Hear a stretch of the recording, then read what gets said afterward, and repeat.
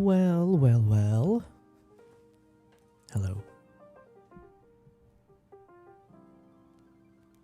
Testing, checking the audio of the music.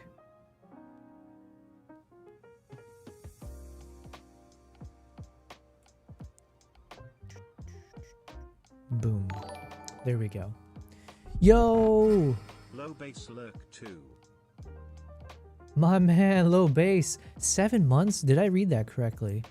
My God. It's been 7 months. Yo, low bass. As I'm making my YouTube video, still early days. I'm working on the scripting right now. Hello, hello.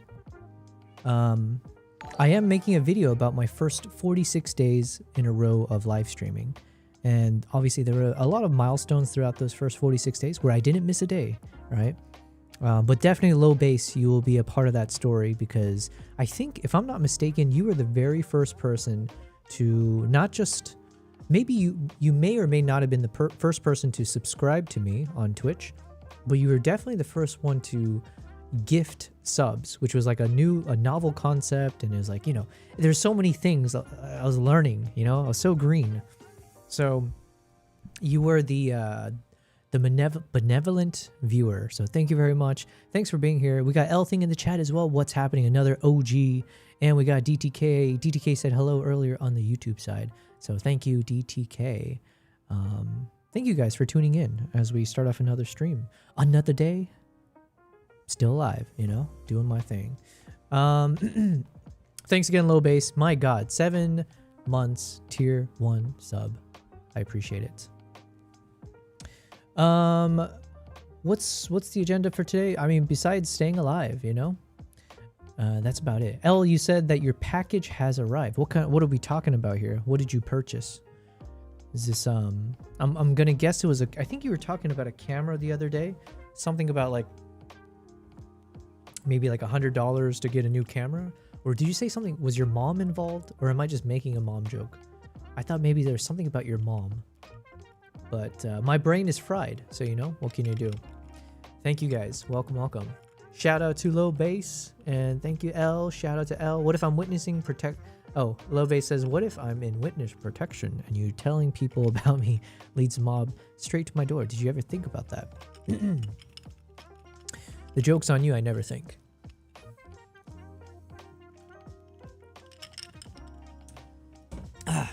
Okay, my cats. Look at the lovely one here. Doing her little side grooming. And he just showed up. As I started the stream, he just chilled, came over here, made a fuss, but now he's just taking a little nap. Isn't that right, Kimpop? Good boy, Kimpop.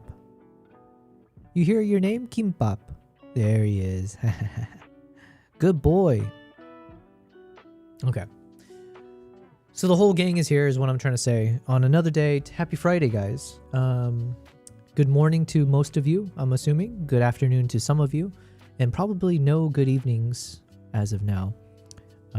I would love to build up an audience in Asia too, for sure. But I don't think that's the current makeup. Elle says, hi, Kimpop. Yes, we should all say hi to Kimpop. Look at him. God, he's been okay. He survived the chocolate fiasco at least, but this guy keeps going up as I put him on a diet. So there's something kind of worked against me. I put Kimpop on a diet because he was gaining too much weight, right? And the good news is he's lost weight. Oh man, those emotes looking epic. Yo, who was it yesterday? Was it you, L? When you spammed a crazy amount of emotes and actually looked kind of cool. But anyways, what was I saying? Oh yeah, so Kimpop has officially lost weight. I think he's in a good zone. Unfortunately, as he's lost weight, he's also gained more ability to jump up to the kitchen counter where I feed Nala separately. So I feed her over there, I feed him back there. Now he just feels more, what's the word I'm looking for? Not abrasive, he's more brazen. And even no matter how much I yell at him, he just keeps doing it every day. He knows he's not supposed to do that too. Because the moment like I hear him chewing, I turn around, he jumps down and pretends like, you know, God, why? Why can't you teach them? So as we're just kind of having a chill stream today, I will be monitoring the situation. So if things happen, just keep that in mind. I am technically in the danger zone, okay? I'm technically in the no-fly zone, or I guess the US considers it, there's like one level more severe. And right now that one level more severe includes like Iran, like don't travel or don't be in Iran, Israel, and then it was like Gaza, that kind of thing. And then I'm on the second tier, UAE and a few other countries, where it's like we strongly urge you not to be here. So yeah. You're hearing, it was me, says L. You're hearing ghosts, Dad. I don't know what that's a reference to. You're hearing ghosts, Dad. I don't watch a lot of ghost movies. So yes, like I said, I'm just going to do a chill stream today as we enjoy a Friday. And from my end, I do have some work that I want to get done that was a bit more relaxing and not overly distracting in my mind, but just a little bit more monotonous, but hopefully fun for you guys because it's looking at some fresh footage from some of my trips. And then, like I said, because we are in the current situation, every once in a while I might get notifications, so I'll keep you guys posted. Obviously, every second that I'm streaming, you are getting a live update that I'm still alive, you know? That there hasn't been a missile strike, at least where I am. You know what's funny? If I die in a missile strike, technically that's a form of doxing, because then you guys will be able to determine where exactly I live. So how dare.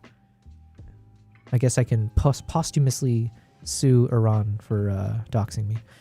Okay, so there's a notification from the U.S. Department of State 3 minutes ago. Let me just read it here. It's a security alert.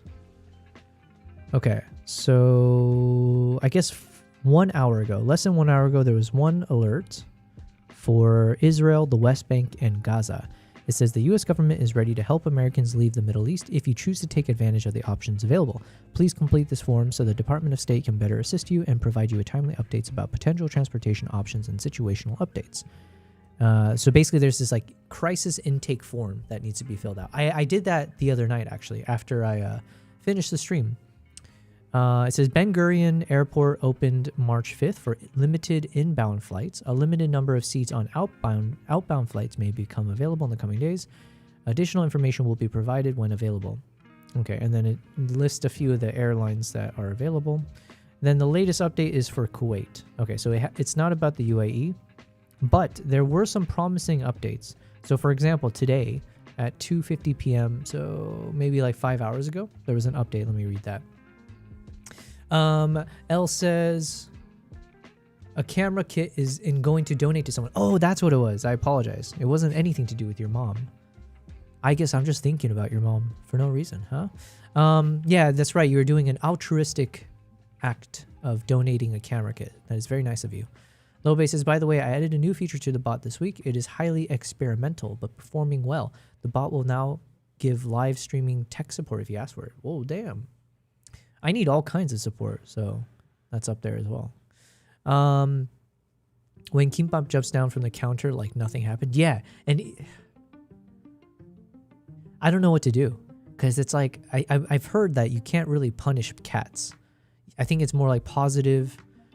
You have to train them through positive affirmation, something like that. So you can only try to convince them that the other option is more rewarding than the bad option, which is what a world to live in, you know? Lobe says, yep, you can try it out if you want to. Ask it a streaming question. The command is !tech support followed by whatever your issue is. Okay. I'm assuming it's only on the Twitch side, right? It's not connected to Kick or YouTube. Let's try it. Tech support. Whoops, I'm in all caps here. What kind of question do I have? Tech support. How do I check the bit rate of my stream? Interesting. L says, how dare Iran dox you? Yesterday I stayed at my mom's place. Okay, maybe that's how. Maybe I'm just mixing up some stuff, you know? Ayo Avero says, yo, what's good, my man? I'm doing very well. Ayo, I believe, if my memory serves me well, you are ahead of me in terms of the time zone. Was that correct? I think you were a few hours ahead of me. But either way, thanks for being here. We survived yet another day. we're on our way to surviving the rest of today. There was only a few times that I heard a blast outside. There's like 2 times it was like a noticeable blast. And I started off this morning thinking that things were pretty good. But then when I checked the latest update, it was like, oh, there was a crazy number of missiles and drones that they launched at the UAE. So yeah, they still got some. Iran still has some weird grudge against UAE. Let's see what the TWCC thing says. Want to check it from Twitch's side too? Sick. Oh, it gave like a pretty extensive help. Okay, interesting. All right, looks like it does the job. Ayo says, I'm at 11 p.m. Glad to see you standing in these tough times. Yeah, you know, we do what we can. But yeah, today was a good day. I got some work done. Oh yeah, so after yesterday's stream, I did call the U.S. State Department, okay? And someone answered, thankfully. And it was interesting, because I told them my situation. And they're like, you need to fill out this form online, this like crisis intake form. And in that form, you can do it over the phone or you can do it online. And I decided to do it online in case there's a miscommunication. But online, you just give all your details, blah, blah, blah. And then there's a little section at the bottom where you give your feedback, or you give your notes, like your circumstance. So basically I told them like, hey, here's my circumstance. I'm in Dubai. I'm trying to get out. It's just myself. And what the guy on the phone told me is that they should, okay, everything with a grain of salt, because sometimes people on the phone may not know, or things will change also, right? So it's not even that person being wrong. But what he did say over the phone to me was that right now the U.S. government's #1 objective, obviously, is to make sure everyone's safe. So just put in the form where you're trying to go to. Because I mentioned I have some friends in Germany. I have one friend in Greece. I have a project in Uganda and a few other countries, so maybe even going direct there. They're like, yeah, just put in the form which countries you're trying to escape to, and they'll review it. And he did say to me that the government I wouldn't have to pay for it, okay? So they did explicitly tell me that it's, I don't have to pay for the flights or anything. They're taking care of it, but someone will reach out to me, blah, blah, blah. So I hope that's true, because my guess is that to fly out, it could be quite expensive right now. Just the law of demand, supply and demand. Although I don't know, this is a very interesting time. So maybe the airlines are going to give discounted flights because there's no demand on their end either. Yeah, what happens in this? What do they teach you in the econ books? I don't remember anything from my econ class. And I majored in like business econ stuff, right? Ayo says, I'd be giving you the activity to check people's photos and videos. Nice. Always do that. Yeah, what happens if there is a shock to the system where both supply and demand are desperate? Actually, okay. Because I don't want to overthink right now. Let's just talk to ChatGPT as we kind of ease our way into streaming. Hello, Amber. Can you hear me? Oh, I hear ya. Just like a lonesome tumbleweed hears the desert wind. You got something on your mind, or are we just hollering into the canyon for fun? I got something on my mind, but for our conversation, could you actually switch to an Arabic accent? Well, since you've roped me into this rodeo, fine partner, I'll switch gears. From now on, I'll speak with an Arabic accent. Whether it makes the conversation any less absurd, we'll see. What's this grand thought you've got anyway? I'm curious because my days in schooling are way behind me. I'm trying to think from an economic standpoint. Let's say in a current situation, as I'm in now, where I'm stuck in Dubai and all the airports are closed and the airlines aren't functioning. However, they're starting to slowly open it up. So we're in a world where there's a lot of people desperately trying to leave Dubai. So you can imagine in one end, the demand for flights are going to be pretty high in the near term. On the flip side, okay, so taking a pause, because the demand will be high, my assumption was like, could the airlines then jack up the price and make it very expensive, knowing that people are willing to pay anything to get out? But then on the flip side, the airlines also have been shut down. And so is there something where the supply side or the airlines and the flights are also quite limited and desperate, where most people are also somehow not flying as well because of the current circumstance.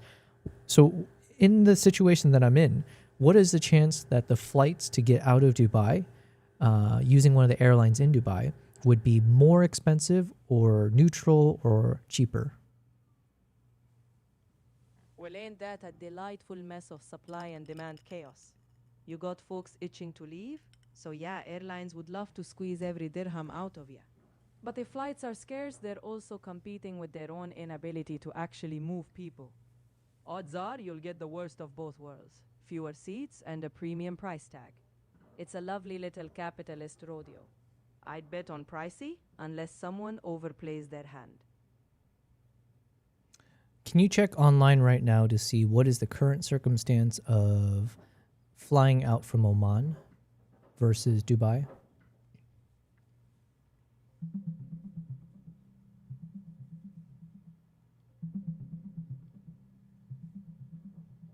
Right now, Dubai's airports have suspended regular commercial flights with only limited special flights or repatriation. Meanwhile, Muscat in Oman still has flights available, some at low fares, though the situation remains fluid. If you're trying to leave, you'll have better chances flying out from Oman, but expect delays or changes. If fares are still low, you might want to lock something in quickly. One thing that's funny is like it always loses the accent at some point because it definitely switched out of it.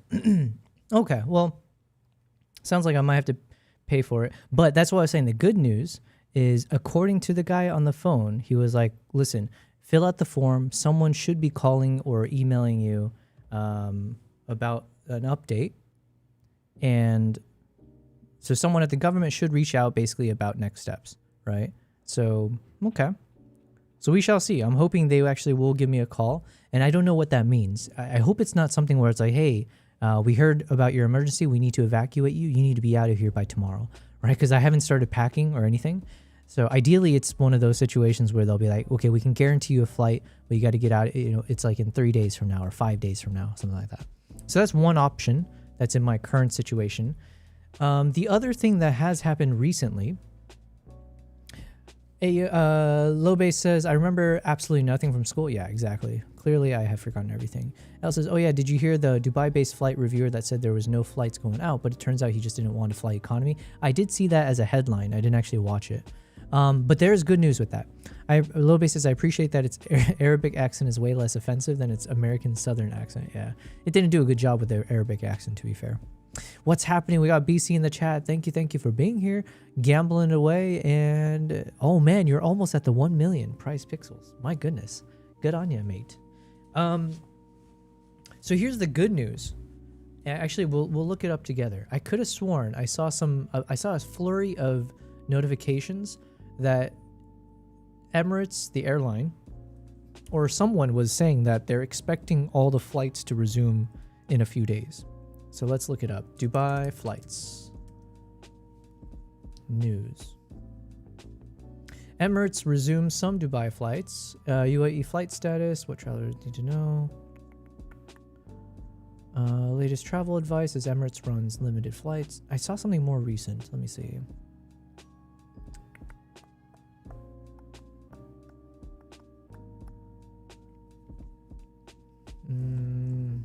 Emirates flights normal.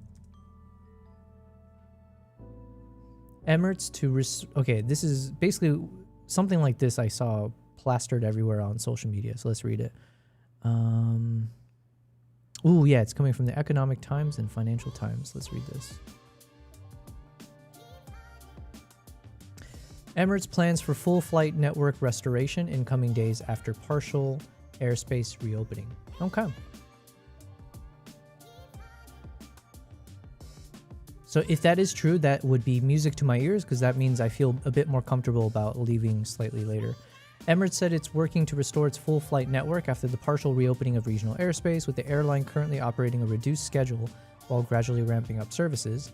The airline, in a post on X, said it expects to return to 100% of its network in the coming days, subject to airspace availability and operational requirements.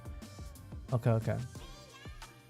In an operational update, Emirates said it carried around 30,000 passengers out of Dubai on Thursday as flights resumed across several routes. So point is, it seems a bit promising that things are returning a bit back to normal. By March 7th, tomorrow, the airline expects to operate 106 daily return flights to 83 destinations, which is about 60% of its global route network. More flights to India, UK, US. Interesting. In the UK, the airline will operate 11 daily flights. Okay. Okay, so basically they're opening up the corridor between UAE and UK. So that should also mean, ideally, UAE and Germany or wherever else I might need to go to. India, in the United States, Emirates said is currently operating flights to 7 American destinations. Okay. Oh, I need to read this part here. Priority for existing bookings. The airline said passengers with early bookings are being prioritized as services resume. Customers have been advised to travel to the airport only if they hold confirmed bookings. Blah, blah, blah. Okay. Okay, so as far as news goes, that's not the worst thing to hear. That there might be a chance that things go back to normal. So, and this one I can't read because it's blocked, paywalled. Okay. See, life could be returning back to normal. Let's just look up Dubai news. The wealthy once rushed to Dubai. Now they're scrambling to leave. UAE Qatar war news live after Dubai. Okay. Oh yeah, as far as today goes, there was I had one of those warnings, the alerts go through my phone again in the morning time, like late morning, early afternoon. So there was one of those things where they blasted the alerts to everyone's phones. And then I think maybe 1 hour later, 30 minutes to an hour later, then there was like another alert saying like things have died down in a good way. So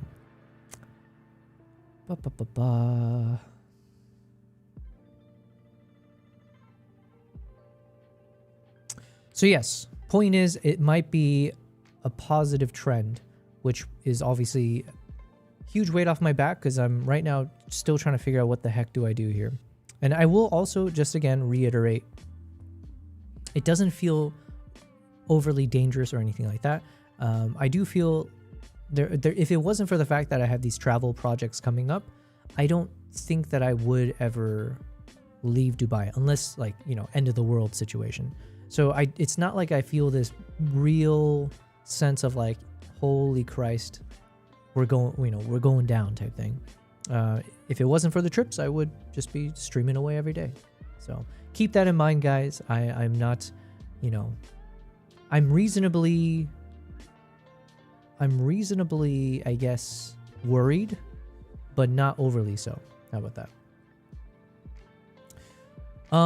So with that said, I do want to do just a bit of a chill stream today as we kind of go off into this Friday. Yeah. So what do I want to do today? Two things. One, I saw one video I might want to watch as we casually look through some of these videos here. And then two, I mentioned to you guys that I'm trying to break down some of these potential clips. So I'm going to do a bit of color grading today with a bunch of like animal footage. So hopefully you guys will enjoy that. But in the meantime, I also want to play this video. It says, what I wish I'd known about lenses sooner. Big thing you do, MPB. I don't know what that is. Oh my god, I forgot. I need to shout out to Fedorevsky, but I need to also submit some of my videos to that one forum, the Dehancer Film Festival thing, or like a contest, film contest. Yo, we got Idora in the chat. What's happening, my friend Kevin? Could be worse, right? Yeah, exactly. It could always be worse. But here's the thing. It could also be better, right? Is it selfish of me to just want it to always be better? Welcome, Kevin. How's it going, my friend? I'm just here chilling. We got both my cats just hanging out with me today. Snoozing.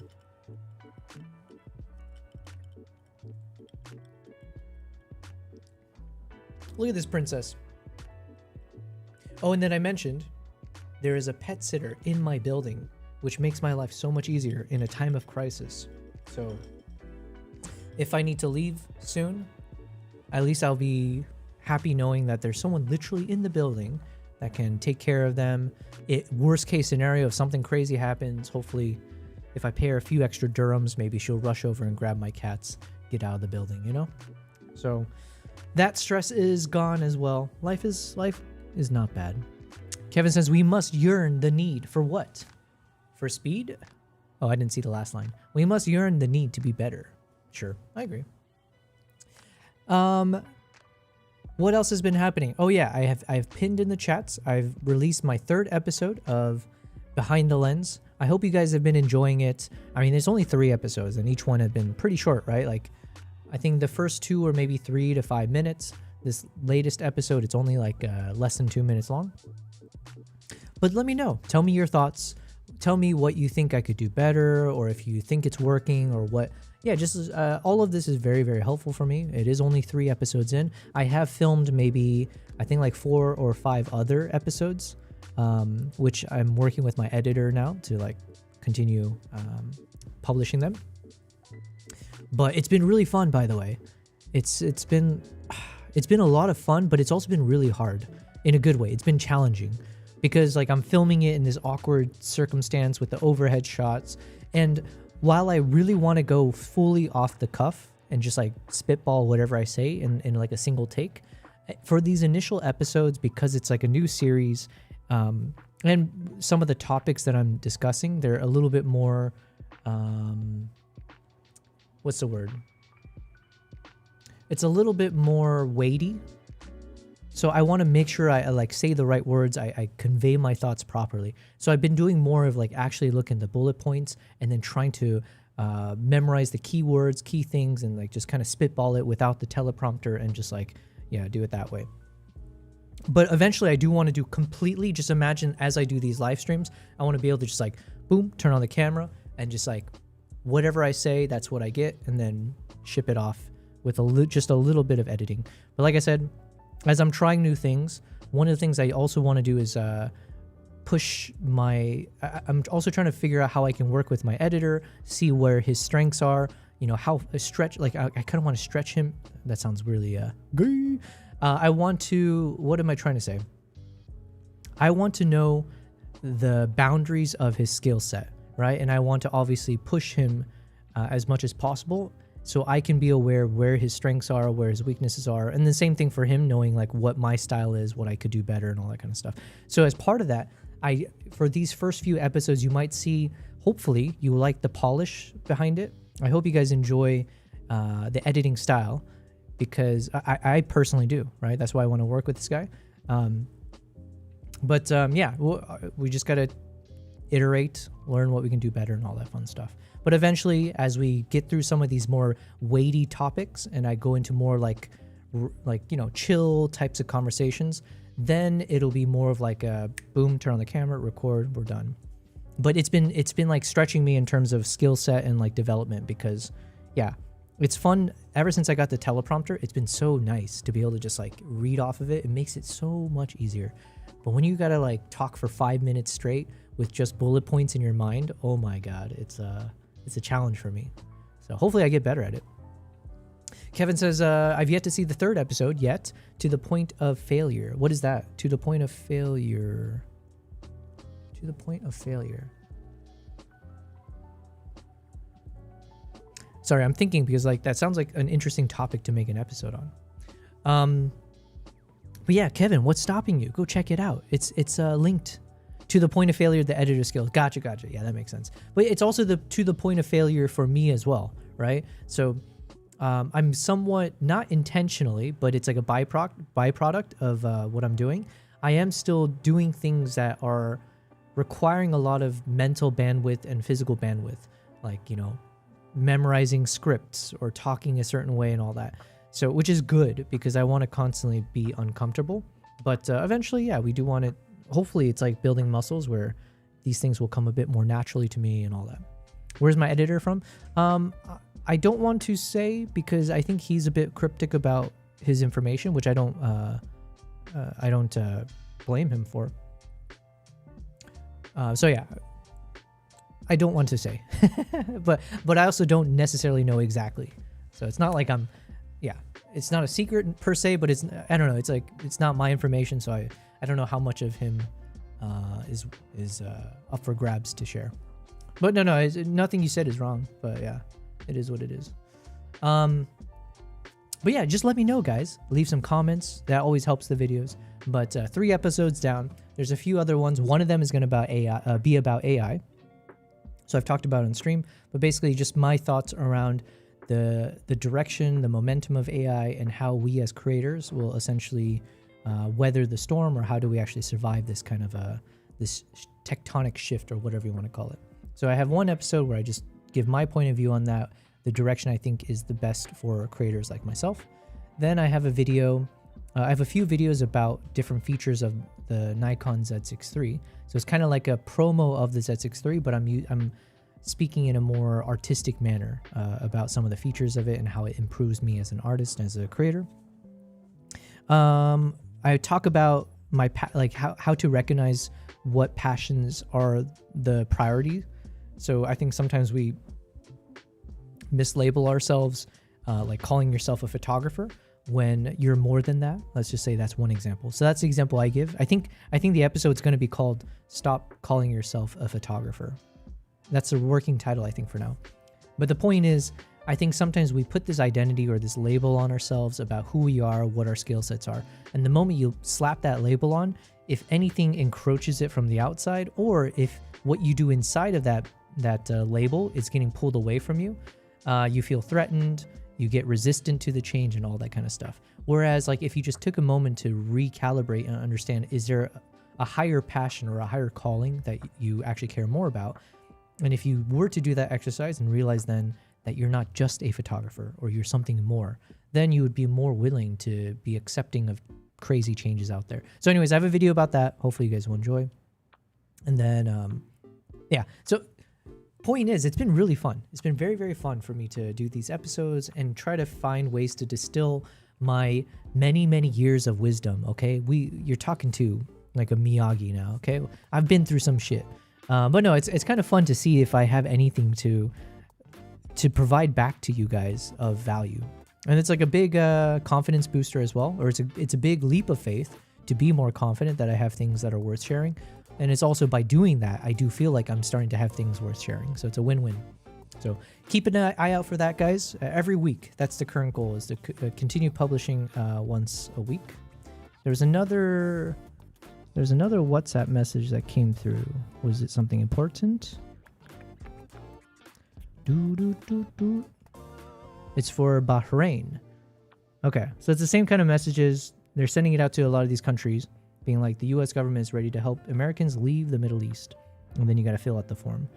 So, yeah, let's see. Still waiting, but still alive. Kevin says, hot take. Oh, are you talking about the AI stuff? I don't think I have hot takes. I'm going to be real. I think I'm like a vanilla guy, okay? I don't got anything crazy going on in my life. I do think I have a unique perspective on things. I think I have a unique outlook. I do have certain insights that I think are valuable. But do I have hot takes? I don't think so. With AI, I'm like probably as boring as it gets. Kevin says stop calling yourself a photographer. Stop calling yourself a photog. Dude, man, when people have typos, my brain shuts off. It takes me a moment to like process.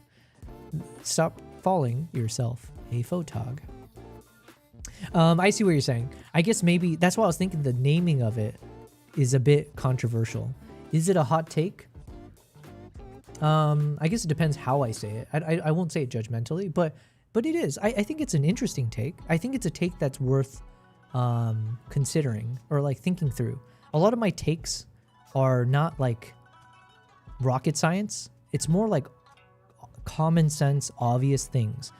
But as common sense and obvious as it is, it's still something that you need to think about before it becomes obvious. It's like, it's no different from when you read a brain teaser, or like someone quizzes you with a brain teaser and you for the life of you can't figure out what the answer is. But the moment they tell you the answer, if you couldn't figure it out on your own, you're like, oh, duh, like that's the most obvious thing in the world. That's basically what my takes are, generally speaking.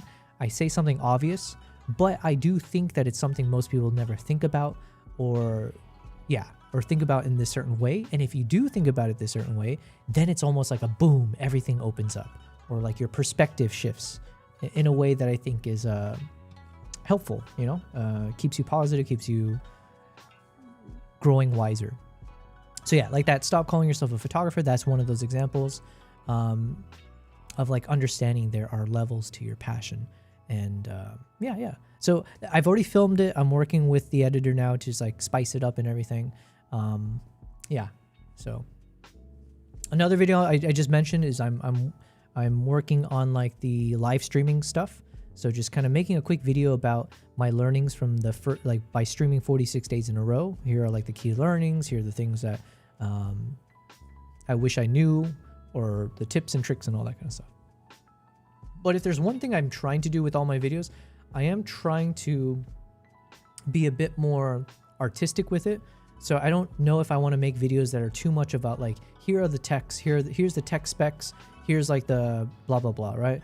Even like the pros and cons or those kind of things. I will do those, but if it's possible to like make videos where I can add a little bit more of a philosophical angle or like a deeper perspective on things, I would like to do that. I would like to think I'm a deep person. Yeah, I would like to think that. So. Anyways, there's this random video I saw here. It says, what I wish I'd known about lenses sooner. So I figured I'd watch a little bit of this and see if it gives me any ideas for things I should do for my channel. Kevin says, laying in plain sight type she. Yeah, exactly. Oh, all right, here we how's go. it going? Good. I am furious because for what feels like the millionth day in a row here in the UK, it's sideways rain, very low cloud, disgusting. Also, I've got a cold, so while I'd much prefer to be outside shooting with any one of these lenses today, I'm not going to. Instead, I'm going to sit here and talk about lenses in general and what I've learned about lenses. One thing I'll say is, you know what? I need to do an exercise of this to like keep notes, especially when it comes to lighting and composition and like studio setups, right? So for me, I'm looking at this. And I like the look, or I like that it's got that bit of a split tone, and it seems like he actually, from what I can tell from his room here, it might actually be split based on the actual corner of the wall, or like you see here, it's like you got the blue tone here, and then right there's like an even split. So I wonder if there's an actual a point to the wall here, or it kind of like cuts inwards. And so then he just positioned it to be the middle point, which I think is interesting because then that becomes like a obvious clean way to have the colors shifting based on your light source over here and then one over there. So that's really cool. I like that it's not overly saturated because I think, and I'm saying this because I think I'm doing the opposite. You guys probably will see it in some of my upcoming videos just because I'm still playing around with things. And one of the things I need to do a better job of is exposing to the right, as they say. I think I tend to expose in a direction where things are still very dark, and for me to lift up the exposure after the fact, I can do it, but then it just becomes a little bit worse off. So I think I want to test to see maybe to have something similar to what this guy's doing, a bit like a lighter tone of colors. Mine is probably going to be more rich in tone. I think you can kind of see it here too, right? One of the lights is off right now in the kitchen, but you can imagine there'll be a lot of warm tones there. Very, very thick sauce, orangey stuff here. And then the blue, I guess, is slightly lighter, but I don't know. It could just be a bit heavy. I don't know. So these are things I just need to double check on and work on. Here, it just looks a bit more muted and not overwhelming, I guess.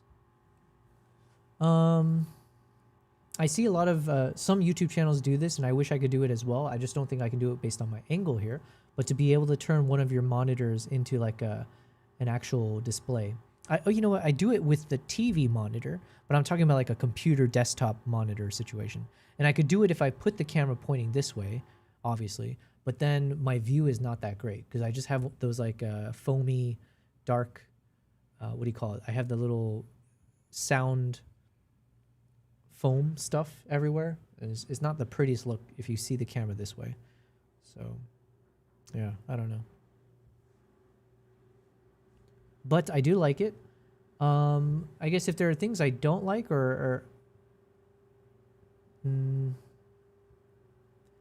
It could just be that I wish for my setup, I really like when there's a lot of depth behind me. I don't know why. I just like that feeling of like a huge spacious environment. So if there was an angle where the wall wasn't feeling so close to the subject, I think I would prefer that. But this one does make it feel a bit more intimate. You got this section here I quite like. Here I think, I don't know, maybe I'm just not a fan of this right here. Like these photo frames don't look as uniform, or I don't know. There could be something where these are done a little bit in a more creative or a more uniform fashion. I'm not sure. It looks a bit like haphazard. Like he just stuck a bunch of these good. The photos look great, but it just looks a bit sporadic. And I don't know if it counts as OCD, but part of me does feel a little bit like bothered by the lines not matching up to the wall or the spacing in between at times. So while I'd much prefer to be outside shooting with and one of these lenses, he's doing that thing that I was mentioning before. I like some YouTubers don't have any microphone in the shot, right? So here it's like, I'm assuming without knowing too much about this, I'm not an expert. It seems like maybe he's got one of those, what do you call it? Like a boom mic set up above the set. Whereas for me, I have to use this mic.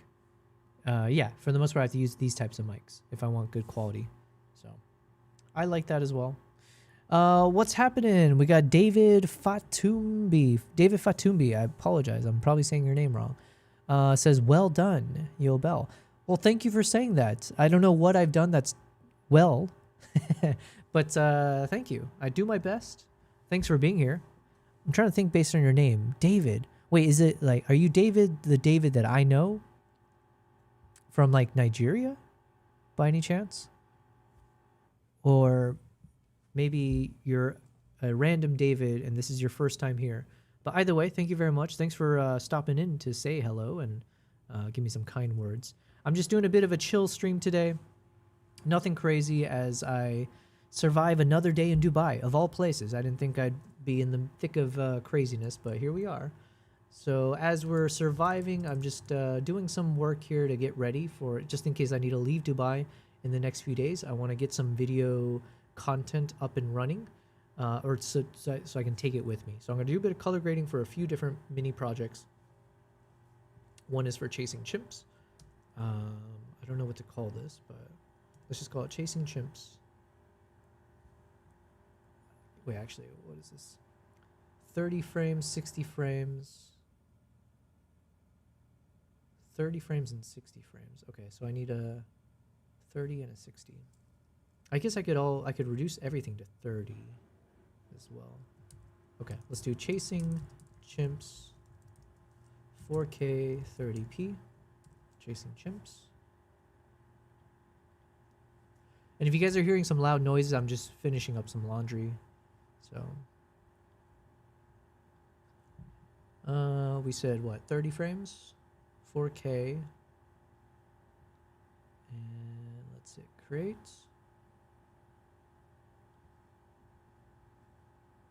Okay.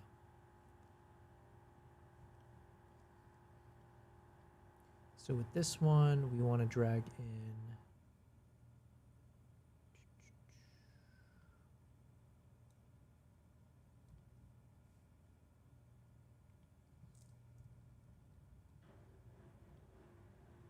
okay. And then I need to double check this, but when I drop in some DJI files, usually it comes with an MP4, or sorry, it's got the audio baked in and it's got a .wav, like the WAV file. And my assumption was that the WAV file is actually the better audio. Well, speaking of, I guess the audio doesn't even show up on this. Okay, so then I'm going to replace this guy. Shoot, no, I can't do that. I gotta do it like this. Auto align clips, will this work? We shall see.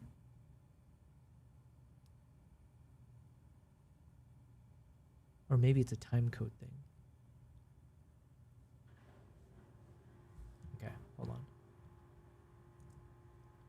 today I'm not going to. Instead, I'm going to sit here and talk about lenses in general and what I've learned about lenses since starting photography many years ago. Yeah, and occasionally. What is this accent? Is it Australian? This video is sponsored by MPB, by the way. More on them later. Right, lenses. There is a famous phrase about lenses that goes something like sharp, cheap, fast, pick two. And I've got a couple of problems with that as a phrase. Number one, I think it's incomplete. I think you could include the words diminutive, which I use sort of as an umbrella term for size and weight, or lack of size and weight, which I think are important as a photographer. And what was the other one? Versatile. That's the other one I would include.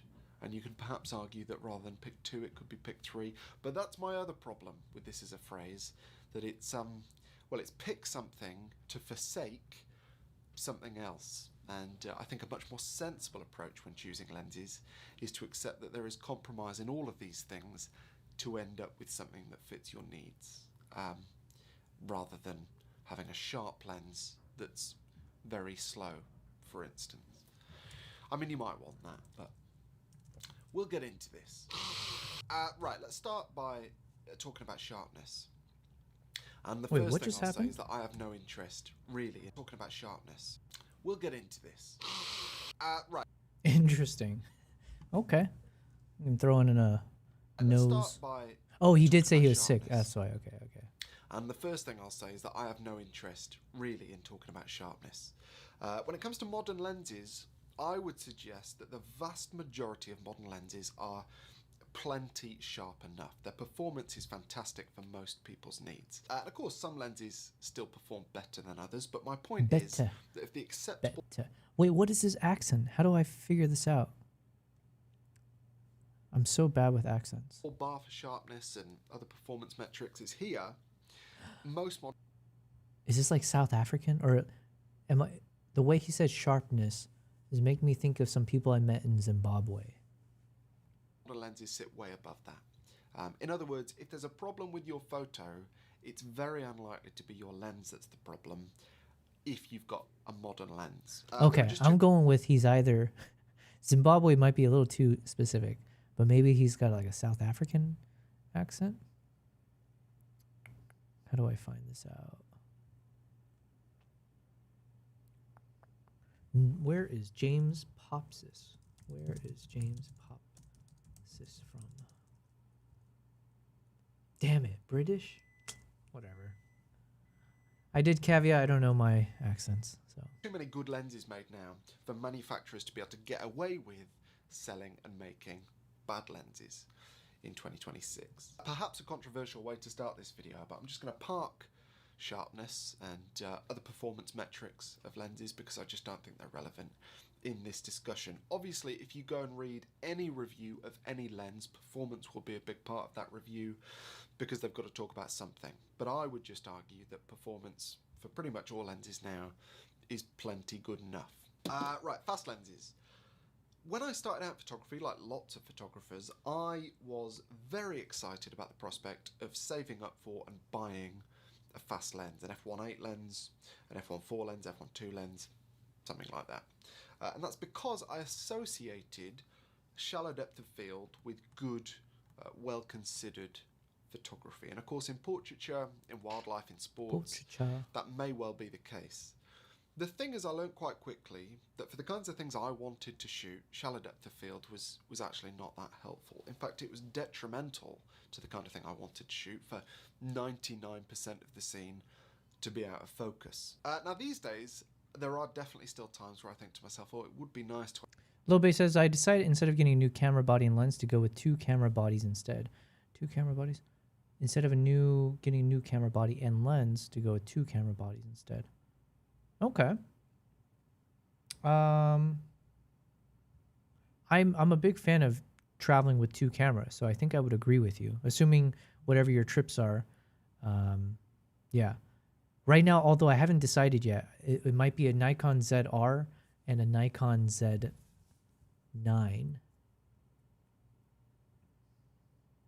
Oh, shoot, I need to think about that. If I can borrow an extra ZR. Should I travel with 2 ZRs for my trips, or should I travel with the ZR and a Z9?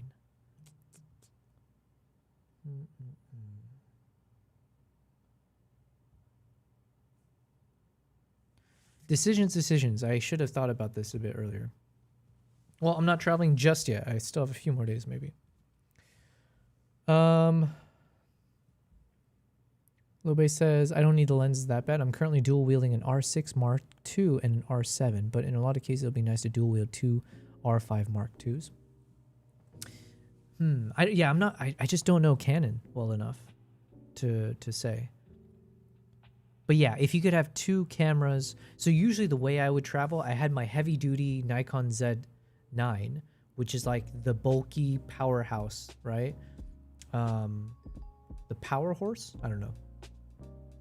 But it's like it's a heavy duty everything. It's the everything machine, right? I can shoot my crazy 40, 50 megapixel shots of the wildlife, fast captures everything.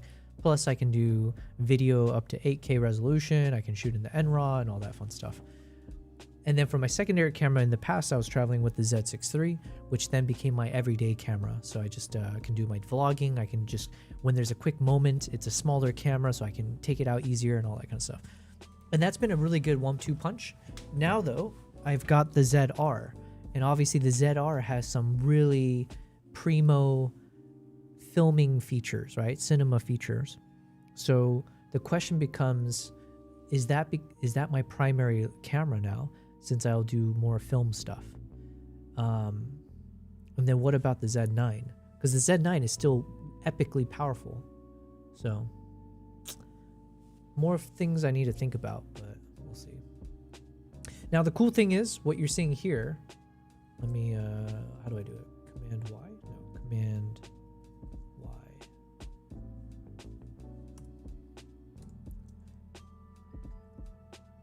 So the cool thing again about shooting in NRAW. So this was shot with, which camera was this?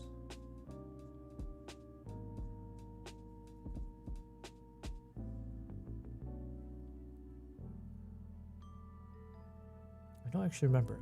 Part of me thought that this was a Z6 III, but hold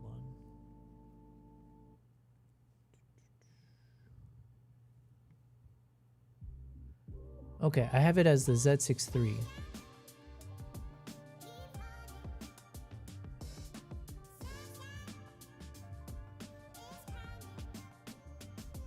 Oh yeah, it is. Okay, so that's the Z6 III. Yeah, so I shot this with the Z6 III in NRAW, which is like that 12-bit 4K quality. Yo, what's happening, Fedorevsky? Fedorevsky's in the chat. Yo, Fed, I was waiting for you to be here because I think I saw you posted your YouTube video, no? But yeah, so this is the shot in NRAW.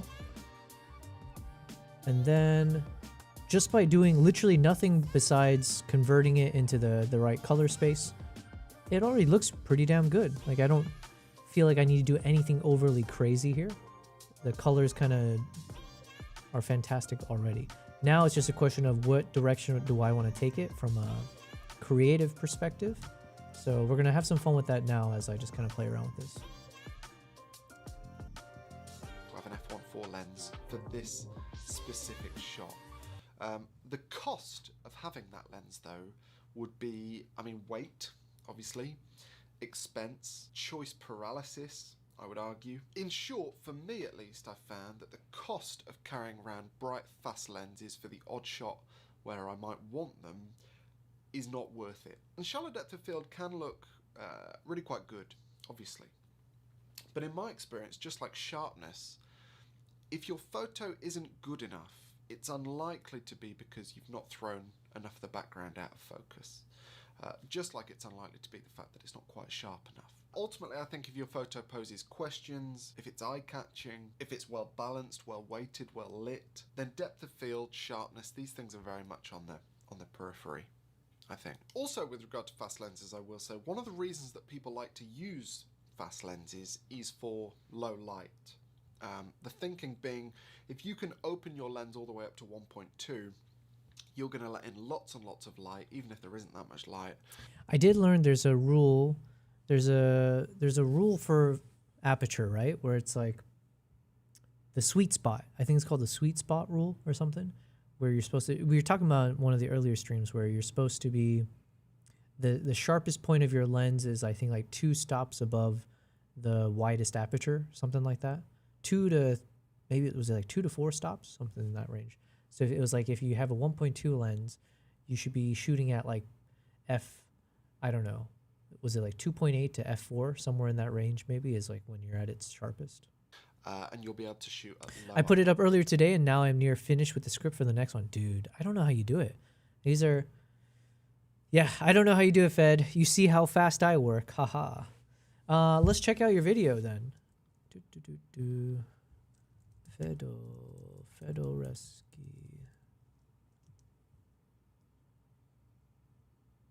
The Herd.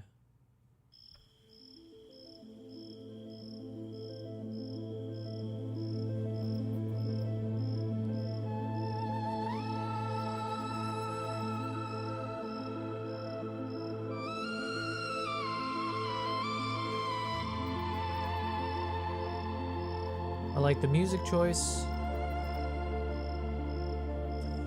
The music on this one feels less ominous.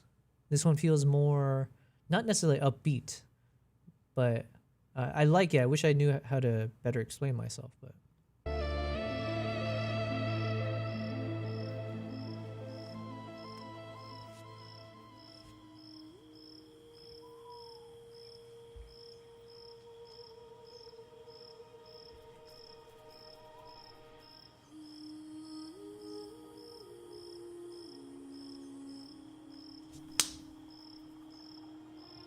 Oh my god. I think I mentioned this to you guys on the stream the other day, but I've been having a battle for my life with these gnats. Okay? And I went to sleep, I set up these, like, I have these little glue traps where it turns on a little UV light and you hook it to a plug.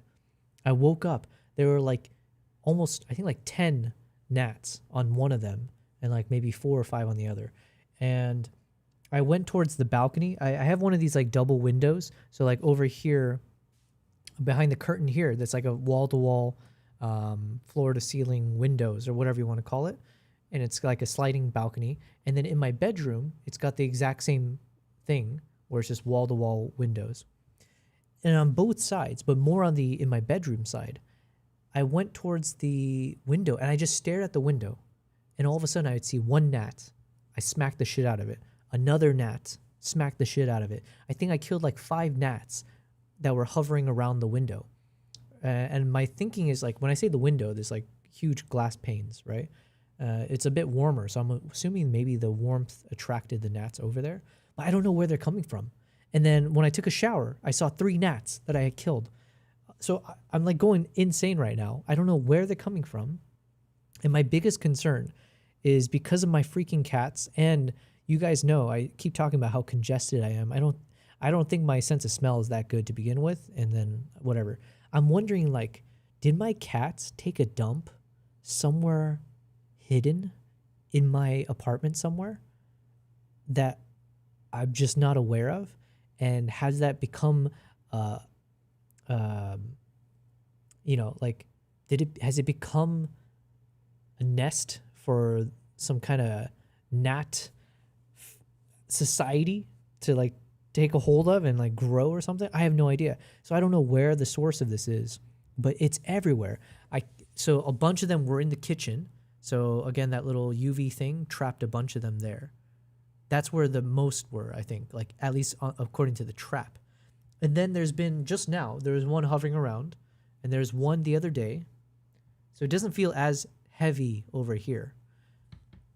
Then over in my living room space, there was about 4 or 5 that were caught in the trap just over on the side. And like I said, in my bedroom, I killed like 5 of them on the glass pane and then like 3 or 4 in the shower. So what the heck, man? What is going on? It's like, maybe I just need to hire one of those bug infestation companies or I don't know, bug control or something. But yeah, there's a concern now that I have that maybe my cats took a piss on the carpet or underneath something or is hidden away somewhere, and it's just been allowed to create the situation that I'm in. Anyways, that's my life. Fed says I put it up earlier today. Oh yeah, sorry. Make sure you are playing in 4K. I noticed it looks a bit bad in lower resolutions on this one. I think it's it's in HD.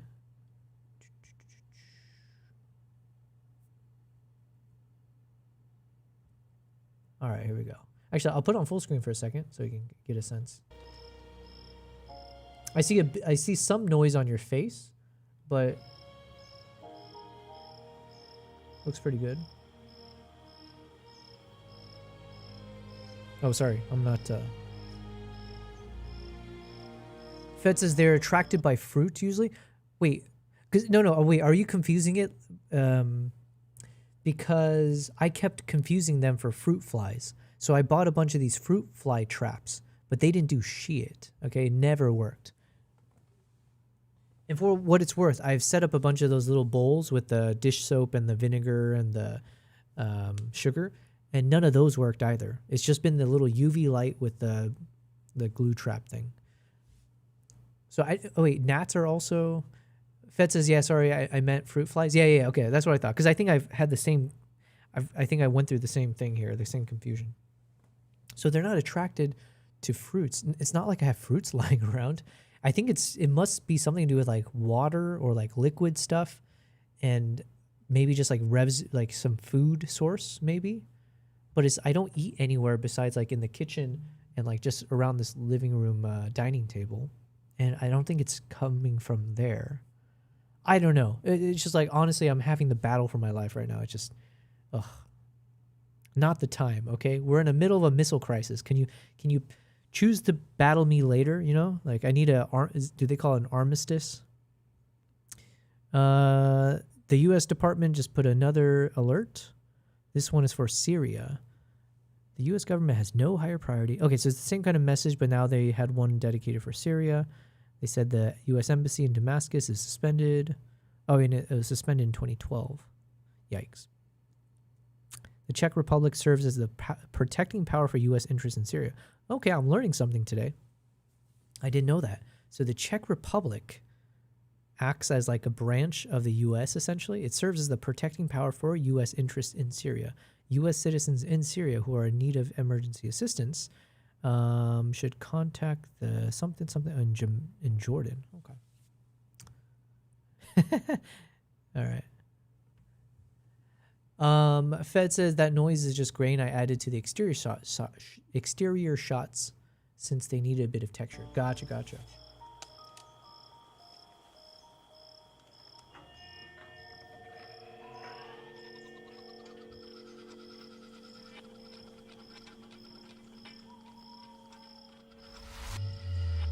How cool is that?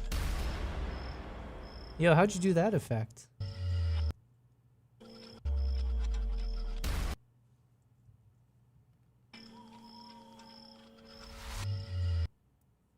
Very cool, man.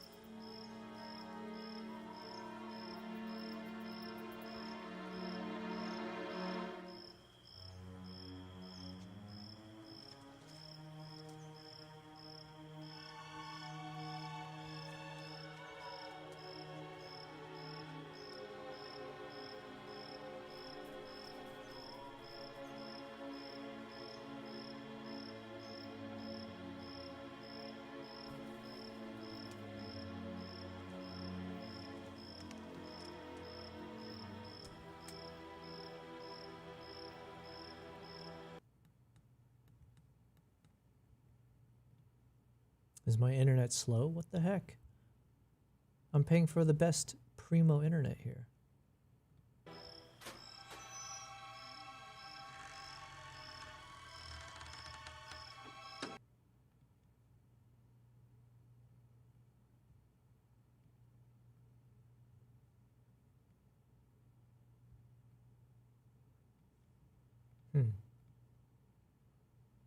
Seems like I can't handle the 4K right now.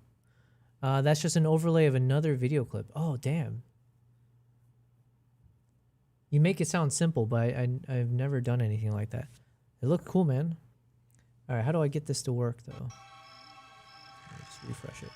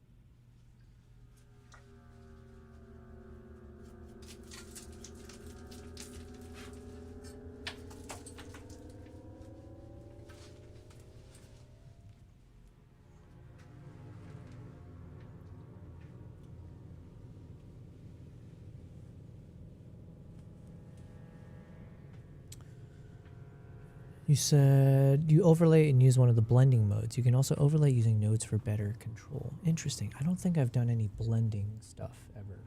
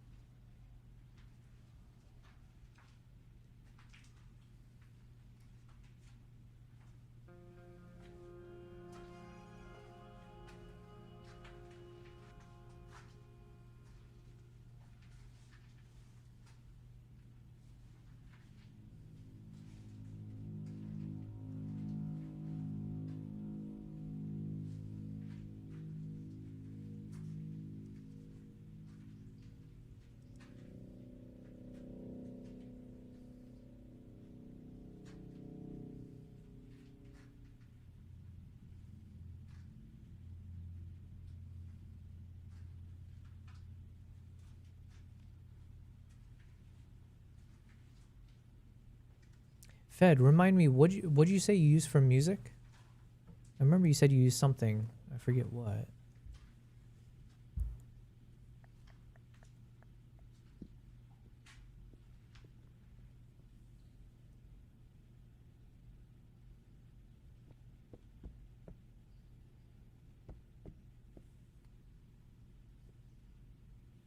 With nodes, it's a bit more complex in how you do it. It's similar to using the alpha channel. Okay. Man, what is happening with my internet?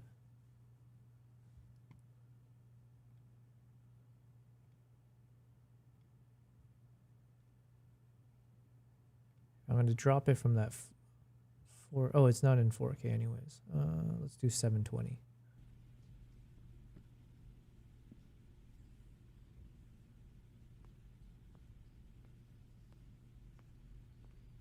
Man, Fed, you are the king of the low light at this point.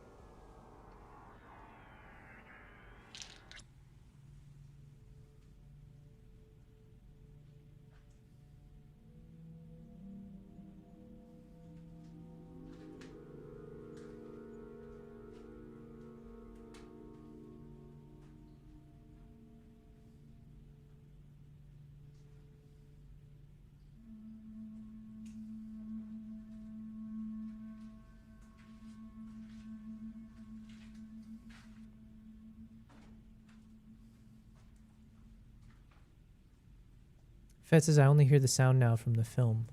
Oh yeah, no, I meant earlier, like, because I remember we had a chat about music bed before, but I forget if there was something you use in, like, specifically.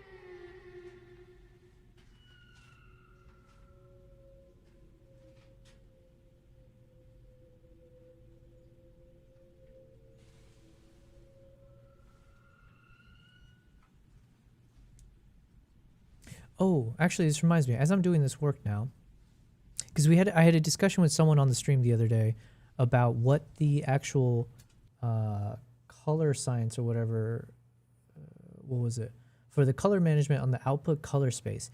From someone a long time ago, I chose Rec 709 Gamma 2.4. However, I thought maybe there was something where I should be actually using, let's see if I can find it.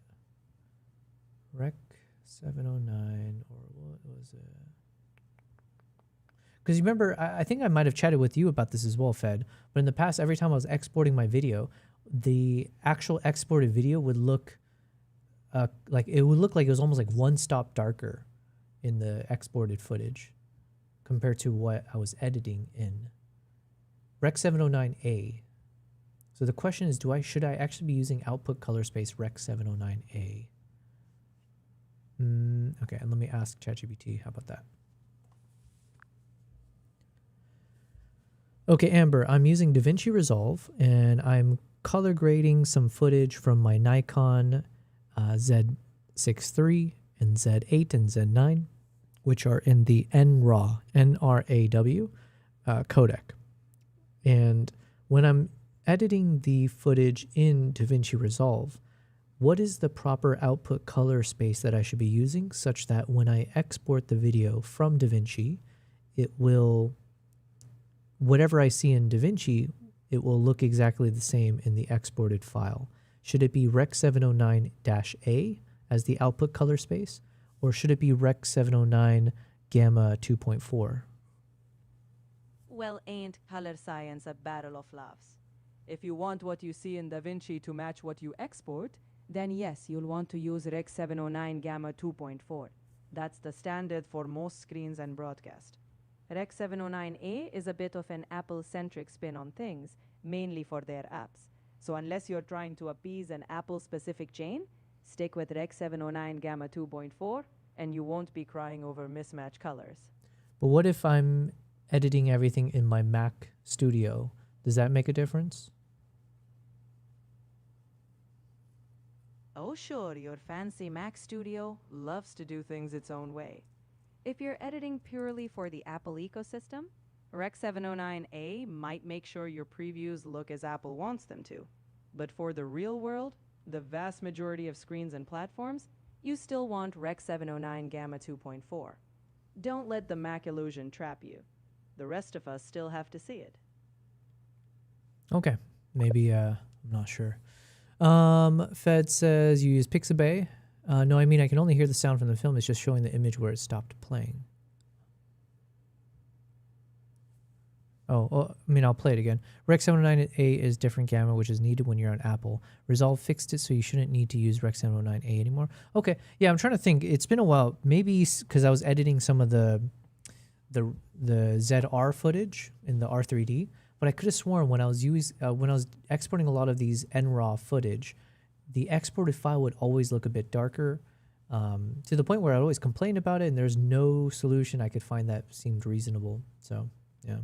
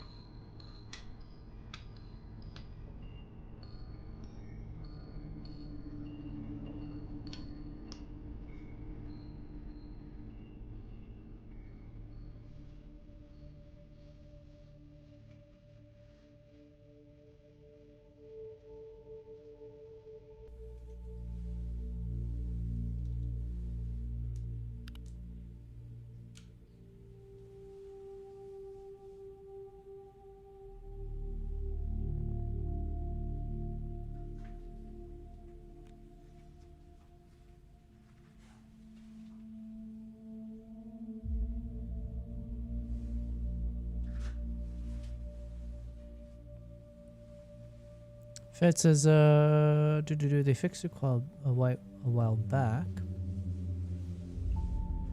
It looked different on Apple because it only looks correct for most people who don't use Apple. I think you need to restart or something because only the audio is playing.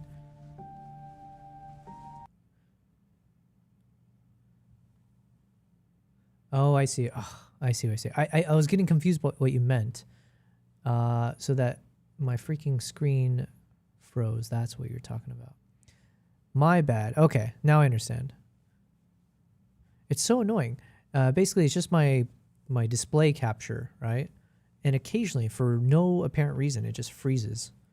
And so, yeah. I couldn't tell. Thanks for letting me know. Okay, so now it should be fine, right?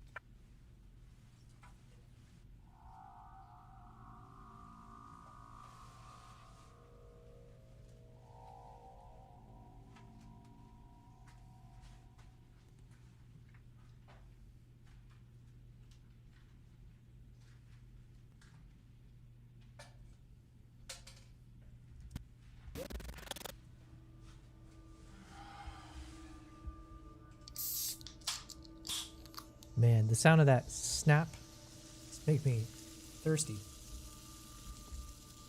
It happens on the streams? Yeah, I gotcha. The coolest effect in the film is the final scene.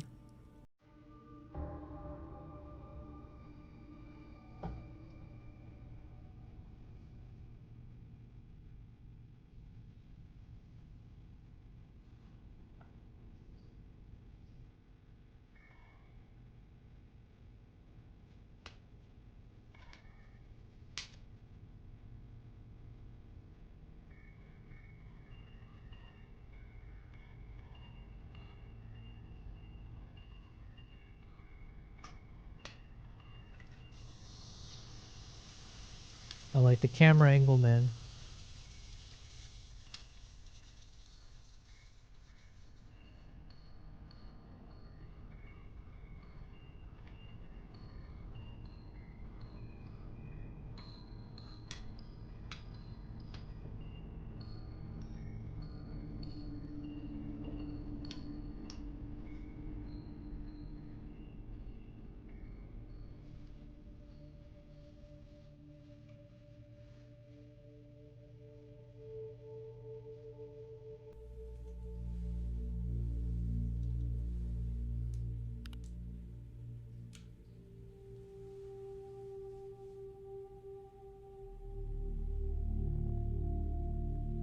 You guys should get a sponsorship by whatever the brand is there.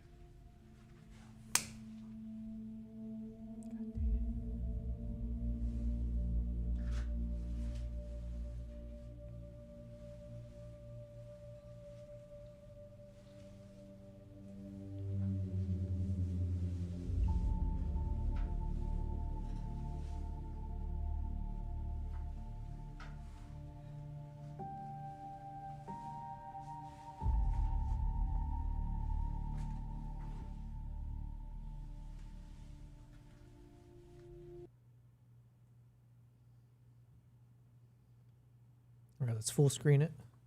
Because I think my footage is still stabilizing. But what's happening to my internet? How come I can't watch this in 4K? There we go.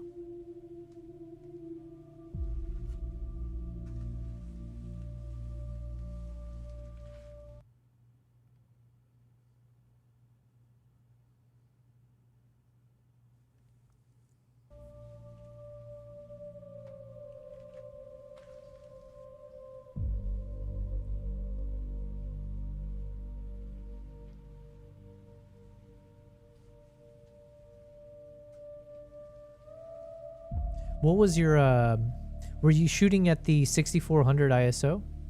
Or at the 800? I'm always curious about this, because like clearly you want a low light effect. You've got that bright light source, so is it actually better to just film at 800 ISO? Or do you actually do need to pop it up to 6400? 6400 ISO? Okay.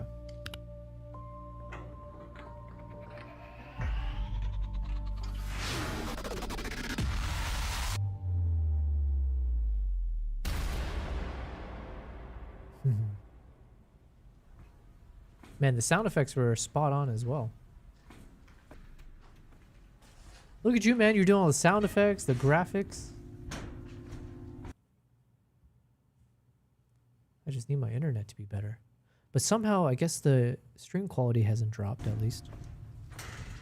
We just put the headlamp on lowest settings. Gotcha. Nice. It's like the monster.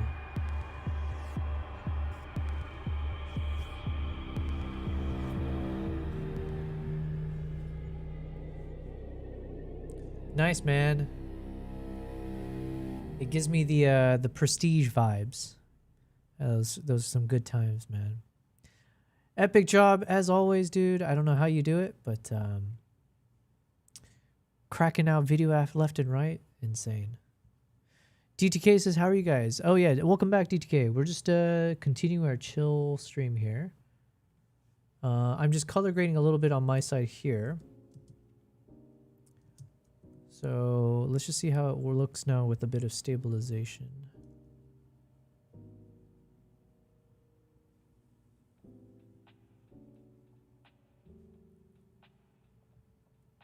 So this should be roughly, it should be pretty shaky, right? Because I shot this handheld in the forest, but I don't want it to be too cropped in. I kind of want it to look a bit shaky just to stick with the vibes. And then the quality is not going to be the best because I do have it set to low resolution, or the low quality. I'm just paying attention to the stabilization.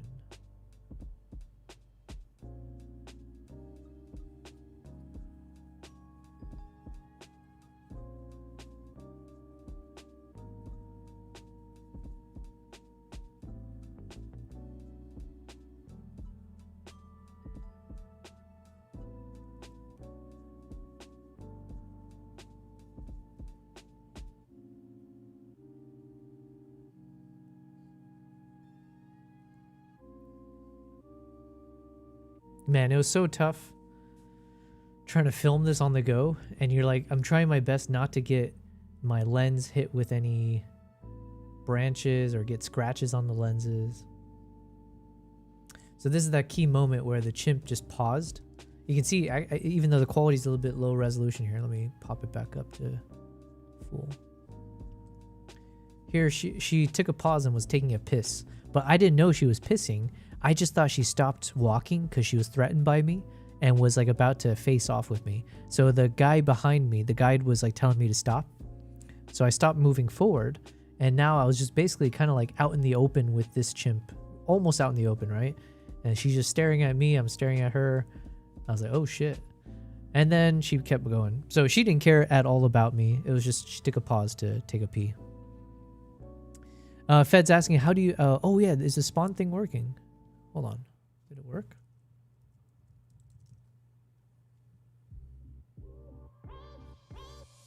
There it is.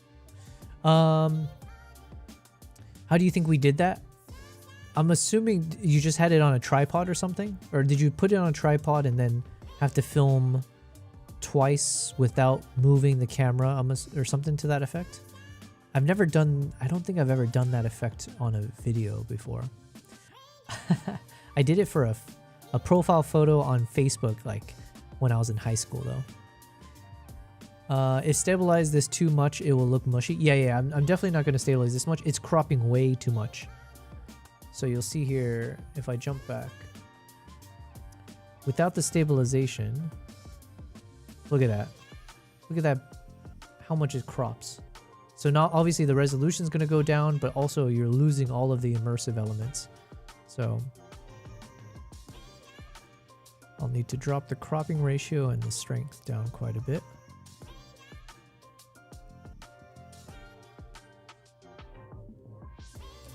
Okay, let's see. It's better, but yeah, even now I just feel like it's too much.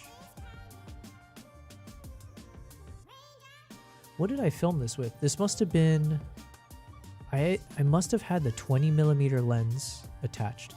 This will be interesting if so next time I'm in Uganda for this chimp trek, I wonder what lenses should I attach?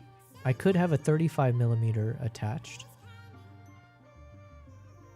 20 is just best because of the ability to stabilize a bit better, I guess, to punch in.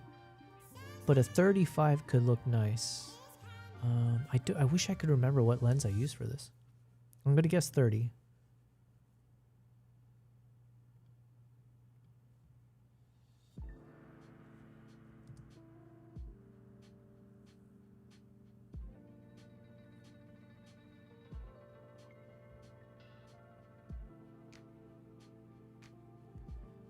For shaky movement, if you want to stabilize it, usually best to use the similarity mode in the stab. Oh, okay. Yeah, I never know. I wish they'd do a better job of explaining these things. Similarity. Let's try it. Thanks for the advice. I've been having really bad results with similarity though. I feel like translation tends to be the best overall. And then the times where translation fails, it's when you have those shots where you're focusing on a subject and then something crosses in front of it. And so sometimes that stabilization will latch onto the thing in between. And so then you'll see the camera shake a little bit as it follows the thing, and then it jumps back to the original. So those moments it kind of fails on me.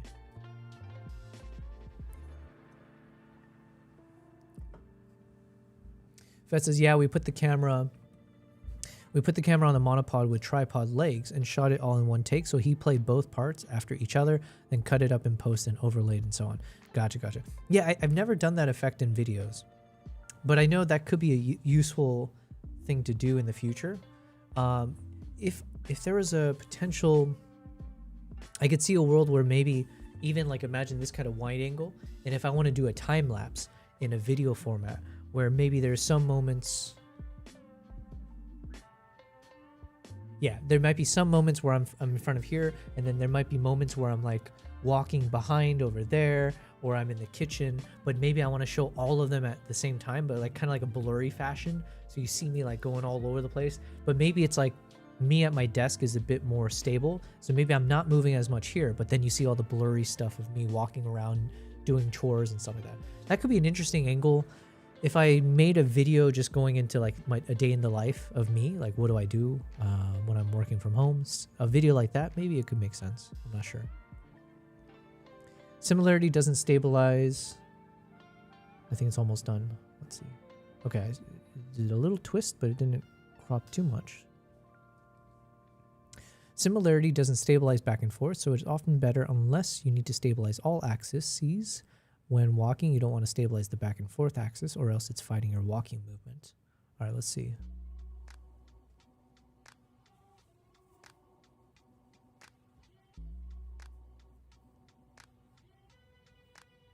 Yeah, the problem with this footage is that I'm doing everything, right? There's going to be a bunch of like rocking back and forth, forward, up and down, left and right, twisting the camera.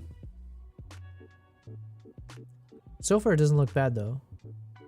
It's kind of but it's also kind of in slow motion right now just because of the rendering.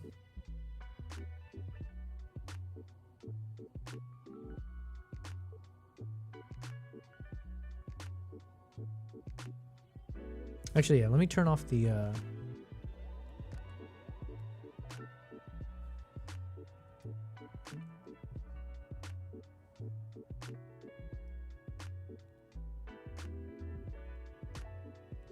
yeah, so now that once I turned off some of the effects so we can see it a bit better in real time, it is still quite shaky. Like I might need to actually bump up things.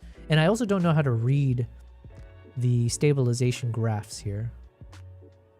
Like, and it's not like you can do anything, can you? I can draw a box, but what can I do inside the box?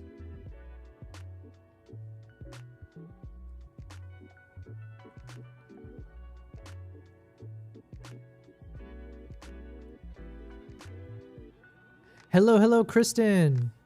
Kristen says, Fed says looks good now. Well, the problem is it looked good, but now this is in real time because I'm probably not going to be slow motion. I think I'm just going to be showing in real time. And so then it does still look a little bit crazy where I need to figure out what to do about that. Fed says, sorry, Kristen says, hey, Abel, waiting in the doctor's office with strep. Ooh, shikes. The digital charting told me before I saw the doctor. Oh, I'm sorry to hear that. Strep throat. I can't remember the last time I actually had like proper strep throat, but stay safe, obviously. Hopefully you recover. I forget what the symptoms were of strep throat besides your throat. But yeah, sorry to hear that. Hopefully, I don't know. How contagious is strep throat? Do you have to like, do you have to quarantine from your kids or something? DTK did the spawn. Oh, you know what? DTK, I think the spawn command only works with Twitch. That was one thing I think I remember now. It's like only a Twitch enabled thing. Sorry. Eventually we're going to figure out how to get a YouTube version and everything, but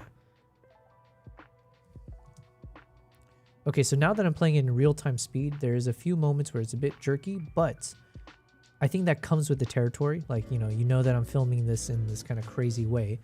So it might not be bad, but now I just need to compare this to the other stabilization modes. So if we drop back a bit here, so it gets crazy around there. So what if we switch to, let's just try perspective.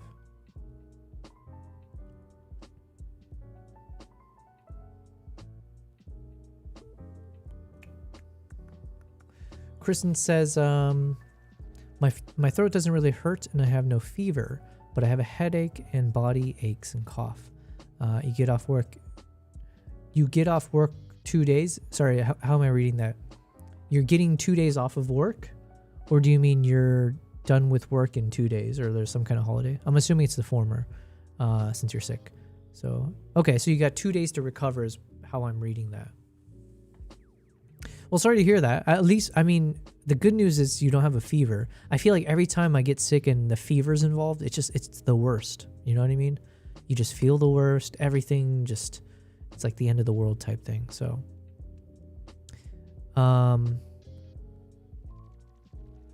Fed says, when it's this shaky, I just think realistically it will be shaky or mushy with odd warping. So I chose shaky. Similarity gets rid of micro jitter, but let's it stay a bit shaky and natural. Gotcha.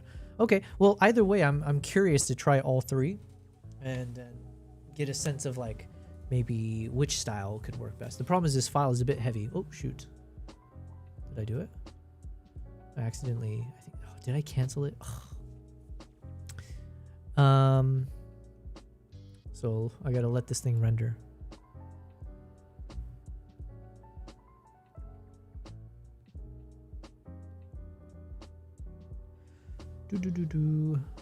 Kristen Fed says perspective removes more shake, but will warp it and add mush to do so. Perspective is usually not recommended when you're walking. Man, you're like a wealth of knowledge here. Well, it's already rendering. I'm gonna let it go through and see how big of a difference. Kristen says I'm scheduled to work and gotta be on meds for 24 hours since it's contagious. Gotcha. And I imagine, because if I recall, you said you work with the elderly, right? So I imagine when you're working with elderly people, are they more susceptible to some of those contagious stuff? Viruses or something? Is strep... I don't know anything. Is strep throat a virus? Fed says similarity is what works best for walking. Perspective is for handheld where you stand still. Okay. All right, so it sounds like we'll have to stick with similarity. I just want to, since we're already almost done with this one, let's see how it looks. And then should I try stabilization or the translation one again? I might try just to see it again. I'm already committed to wanting to see the difference between all three.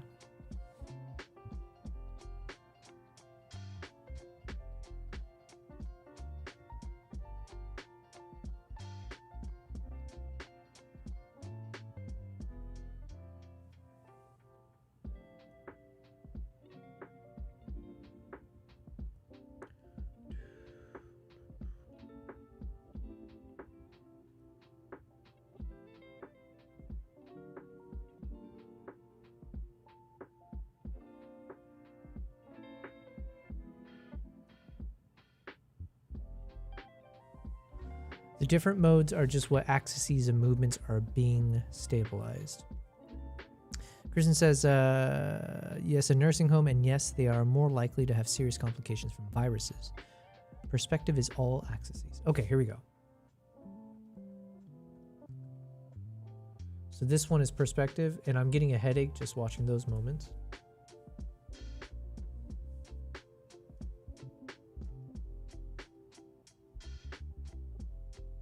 Yeah, so definitely not.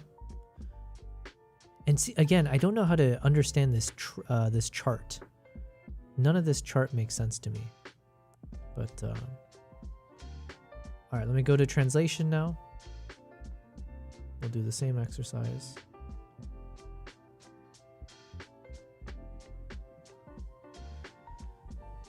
Perspective is all axis, so it includes trying to stabilize you moving forward, which is not a good idea. Gotcha. So perspective is when you're standing still. Translation. What is translation good for? Because generally translation tends to be the one I use the most.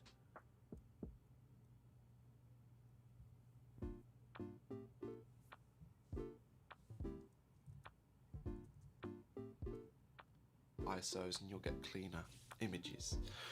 That's great, but the cost is obvious. Not very much of your scene is going to be in focus, and therefore you're going to be shooting your scene potentially very differently than you would if the light was more abundant.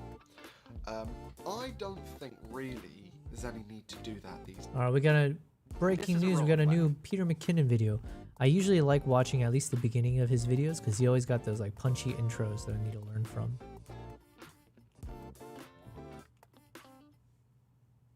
All right, let's just full screen it as I'm waiting for the stabilization. Only 12 frames. This is a Rolleiflex. Only 12 frames. There's no delete Yo, button. yo, this Rolleiflex. Guess who's got a tattoo of that Rolleiflex? This guy. Ugh. Wait, will it focus? Yeah.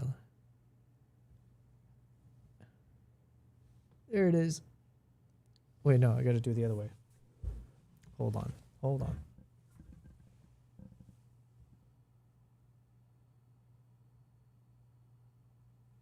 There we go.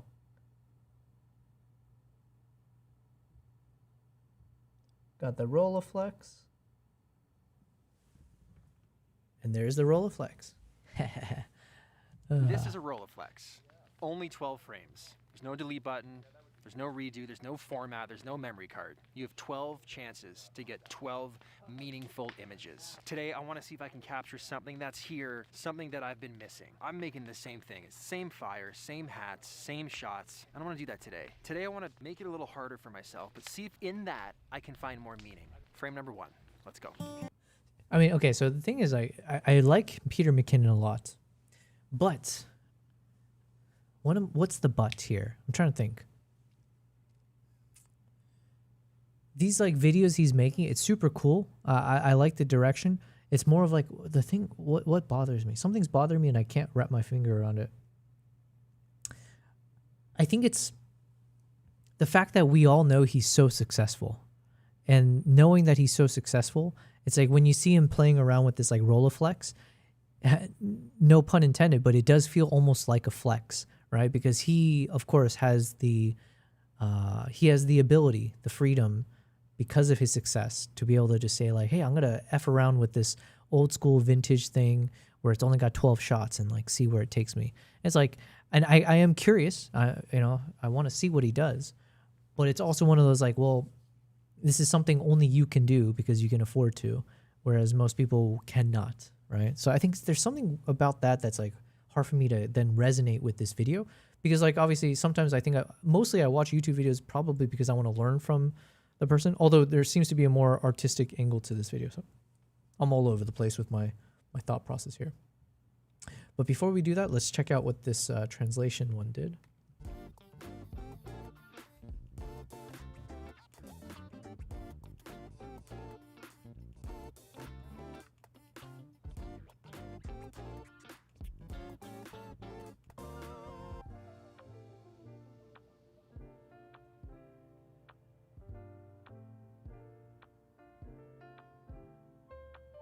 So this translation one's not that bad. There's a few moments that it's a bit jarring, but compared to the perspective one, this one feels better. Let me just watch from the beginning.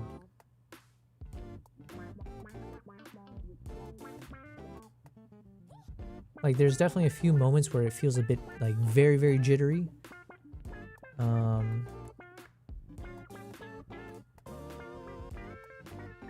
But I think the thing I'm looking for is like not necessarily jitteriness.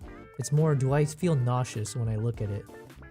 Just because there's like a weird warping or something that just makes me disoriented.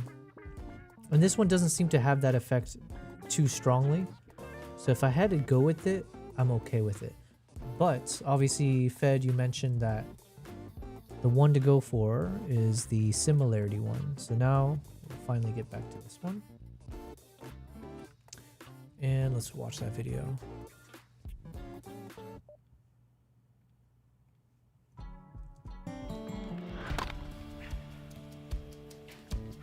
Lumberjack Jenga.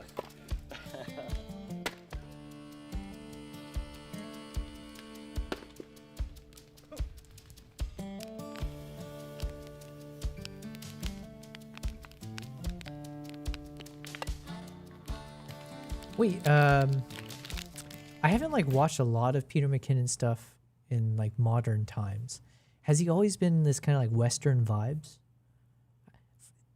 For some reason, wait, I thought he was Canadian or something. But I didn't think of him as like a Western type. I know we were watching that podcast where he had someone with like a cowboy hat and stuff. But how did I view him? I viewed him as the barista type, you know, like an artsy whatever. And I'm not saying this as a positive or negative. I just realized just now, it's like, did I ever consider him to be this kind of country Westerner style? I've never loaded this before.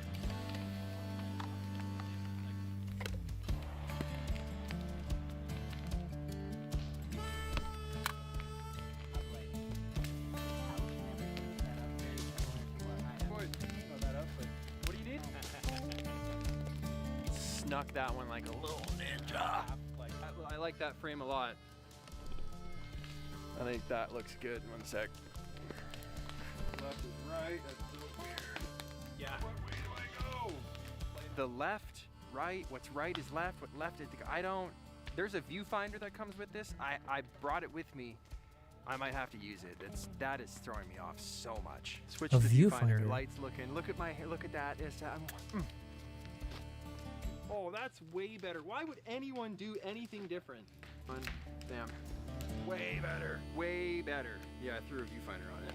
So now, Man, what a flex though, to honestly to be able to just walk around with this type of camera. It is pretty dope.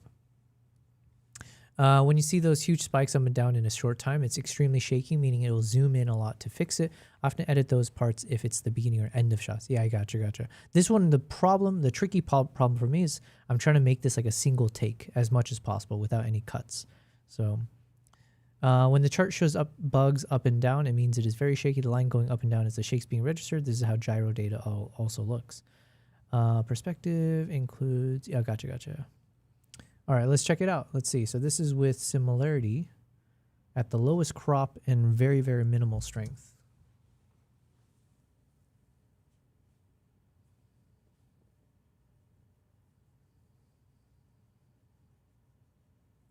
So far, so good. Nothing disorienting. But this part's going to get crazy here, I think.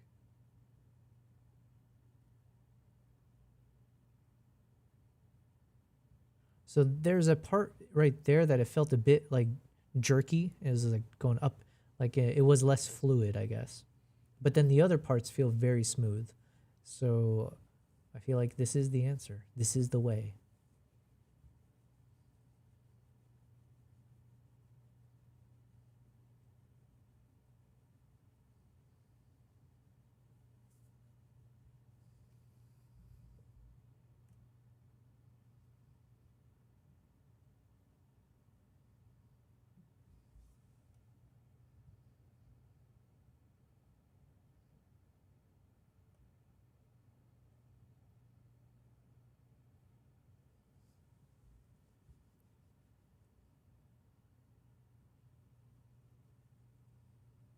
Okay, this is the one.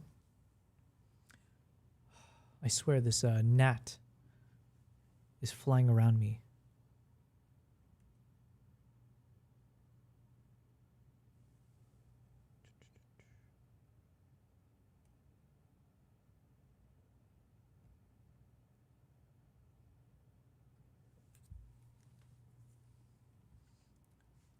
Okay, I think we're good on this one. So now let me just pop the enhancer thing back on. So I'm going for like a bit of a moody vibe. So generally speaking, I think I'm dropping the exposure a bit just to make it feel more like we're in this very dense jungle. And of course, we're following a chimpanzee. So there's a level of, I think, drama or, I don't know, suspense, seeing this kind of wild animal that we're tracking. So I think generally speaking, I will keep it slightly on the low light standpoint, or just like mimicking. And then hopefully everything's stable as we go.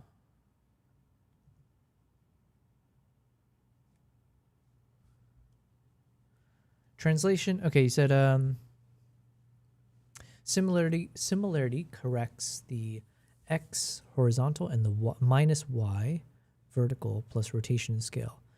Translation only corrects the horizontal and vertical. Okay. Perspective does more. It does everything. All right. Well, whatever you said, it sounds smart. I think I generally get the point. But yeah, I think I'll need to go to some kind of schooling for this. Perspective skews it. It does what it makes it bad for when you are walking and shaking. Yeah. Okay, so we got this one. I think. Oh yeah, I got to do the same for everything. Shoot, I forgot. 0.37. All right, let me reduce this guy. When you look through it, look at this. It's wound. So this is now just a regular camera. Now it's not like stupid left and right. Yeah, and you're left. not getting nauseous. I was trying. I wanted to be authentic and shoot it the way it used to be shot, and then I thought I don't have to do that to myself. Shoot from the hip. Yeah, kind of thing. Nah, yeah, I'm good. Don't mind me. Keep being natural, but be natural for like 5 minutes. These two guys having a conversation about a bow that they carved. Perfect.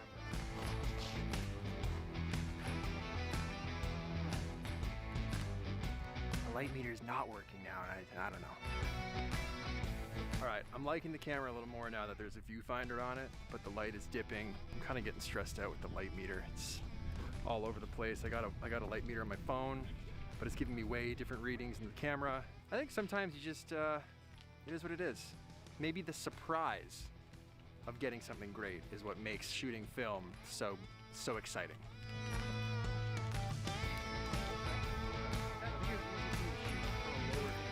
Like that this way, yeah, because this way you're fully, the rim light's way better. So now if you just like face that direction, Face that way. realistic, face the sun a little bit more, Alright. and then just look towards, that way I'm kind of getting that. All right, I don't know. We'll see. I don't know.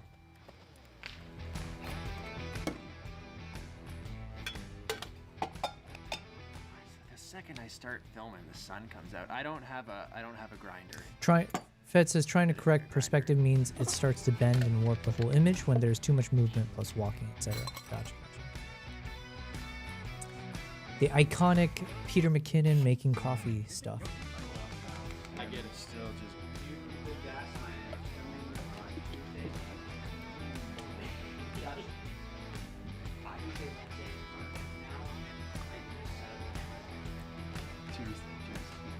Tastes better in wood cup, just saying.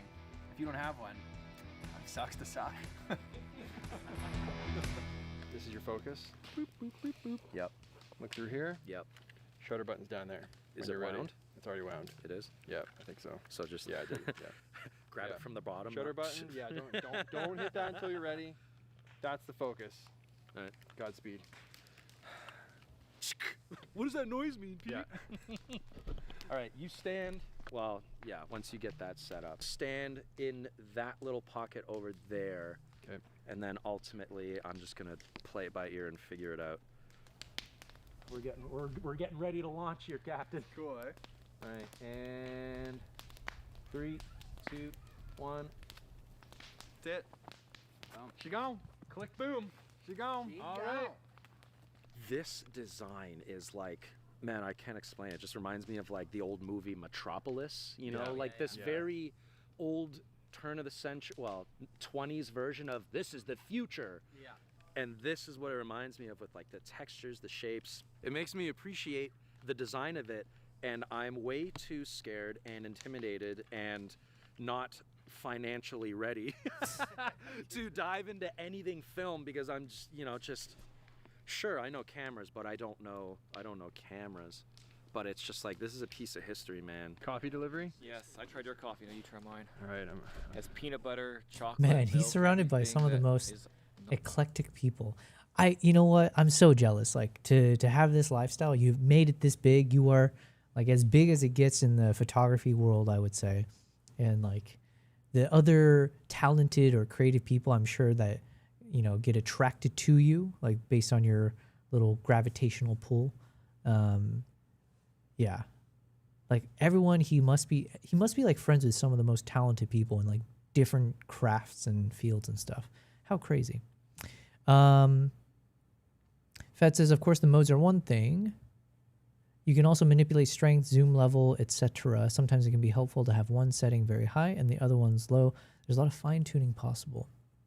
Yeah, the only thing I play with is unless there's some other buttons that I'm not aware of, I just see the cropping ratio, smooth, strength. Those are generally all I play around with. What's happening? Kavaitsu is in the chat. Man, spawn in your thing there. Oh yeah, I forgot. I was supposed to look into how to get these guys. Yo, how come your guy is cooler than mine? What the heck? How come it spins like that? Whatever. Kavai says, hope your day is good, Yubel. Yes, thank you. It's just a chill Friday, you know? We're just doing a bit of streaming, trying to get through some of this work and watching some Peter McKinnon video as we go. But thanks for hopping in here. Hopefully you're having a good day. Good evening. Let me hit this play. Not pure, and it's delicious. Okay. Peanut butter, chocolate protein powder, and what else? Does Peter McKinnon have an Asian friend? And is he looking for one? Do I have to like raise my hand for it? You know, everyone's got to have a bit of like diversity, right? So maybe I just submit an application. It's like, can you hire me to be your Korean friend who doesn't speak Korean well? Kavai says, did you see my teacher start the dog race I sent in Discord? No, I haven't. Here, let me play this while we bit of 2% check it organic out. milk and coffee. So there is coffee in this. A little bit of coffee. Okay. Just so you can call it coffee. Yeah. No, sober for. That is really good. That's really good, right? That is like, That's how I like to wake up in the morning. that is way better than it should be. Is this Roger you're talking about? Okay, it's blue hour, kind of. Sun's long gone, just that residual light left at the end of the day. Everything's kind of blue, so like the glow of that orange fire looks so good. I probably have the wrong film stock in for that. I would love to have. This is Cine Harold Still 800T. Hunheim. I've Did you see? Obviously, still Got got it, 3 got it. shots left of the Portra. Oh yeah, it's got 800 his that I name put on in, the but thing. still, Gotcha. that scene I think will probably look pretty good. Just everyone chilling around the fire, kind of candid. Bang that off, then we're down to the final 2. That looks better with the log pile. Okay, one more big kick for the final.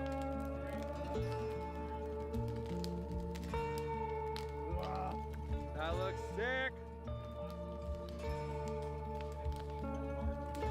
All right, last frame. Last frame. That's the one thing I love about medium format. Even Oh yeah, he though- is Canadian. I definitely heard that 12th about. photo. Last one. Good. Legit, like way better than it should have been. Yeah. Like I'm keeping it for sure. Like it was sick. That's awesome. Yeah. Yeah, let me show you that video. Let me show you the video. Pretty sure it wasn't a subtle bang. Finished the 12 photos, wound it back, gonna open it for the first time.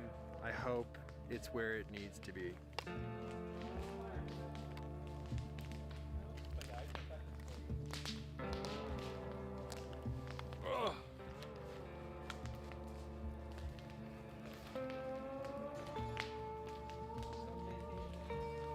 I'm also really glad I just finished it because it's getting very, very cold.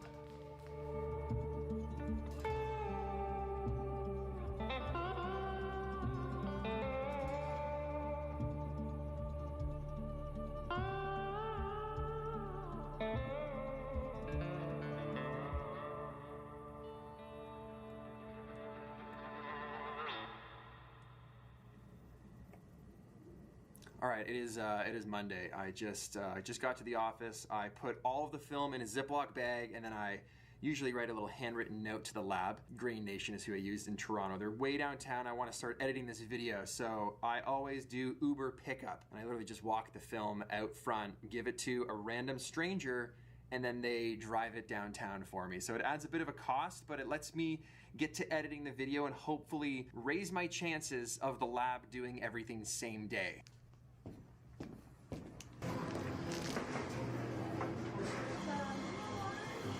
Okay, what is the input color space in gamma for an Osmo Pocket 3? Amber, can you hear me? Loud and clear, partner. It's like you're hollering across the desert and I'm the only tumbleweed listening. What now?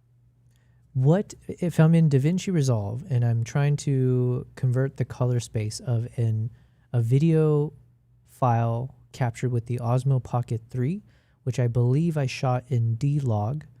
And as far as I know, it's the H.265 main 10 L5.0. That's the details I got. But what is the input color space and the input gamma of a Osmo Pocket 3 file? Well, since DJI loves being all fancy, D-Log is their flatter than a pancake log profile. In DaVinci Resolve, you'd prick the input color space as DJI D-Gamut and the input gamma as D-Log. Basically, you tell DaVinci, this footage is as flat as the desert, now make it look like something people actually want to watch. Okay, I wasn't fully paying attention. You said the input color space should be DJI D-Gamut and the input gamma should be DJI D-Log. Yep, that's exactly what I said, even if you were off in La La Land. DJI D-Gamut for color space, DJI D-Log for gamma. That's how you wrangle that Osmo footage and give it some life. Okay, the file looks terrible with what it said, but let me just save it anyway.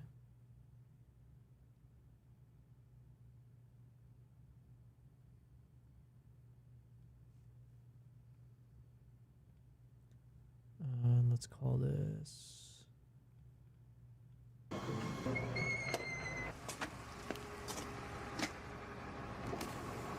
Here you go, bud.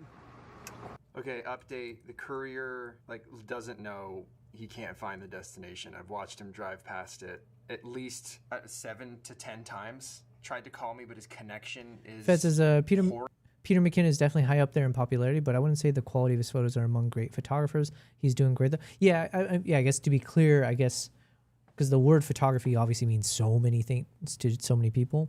But as far as like photography influencers, right? I feel like he's at the pinnacle, or he's at the king of the hill, essentially, of people who associate photography with creators.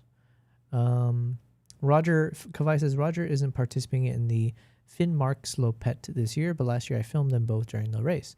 Fed says it's D-Log and D-Gamut probably. Yeah, that's what I thought, but I was second guessing myself. She's being extra sassy today. I think that's my own fault. I think I added that into the instructions at some point. So yeah. Horrible. I've left him with their phone number to the lab. I've checked it on Google Maps. I can't send images, so I've been trying to visually describe what's around. I'm not loving what I just saw. I still don't know if it made it. Does that indicate that it's there? I don't know who that guy is. Who's this guy? Who's this guy? You can leave delivery instructions on the app, and I was like, leave it with the staff inside. And in previous times, they've taken pictures of the film on the counter inside the lab. That is not on the counter, nor is it inside the lab. No one's messaged me. I'm just gonna hope for the best. I believe it's delivered, and I'm gonna tell myself that it's done. The guy closed the ride. Oh, see, look, I have a DJI D-Log. Okay, it looks basically the same. So this must be the same. But then I have one version here from one of my trips, DJI Osmo Pocket. And this just looks much cleaner, like flatter, but less punchy. So let me just see if I apply this. It's using my old structure. But what did I use? DJI D-Gamut. And then the input gamma was something called Arab STD B67 HLG. Should I stick with that? Because it looks so much cleaner, right? It's like a bit flat. But I can always apply a bit of color afterwards.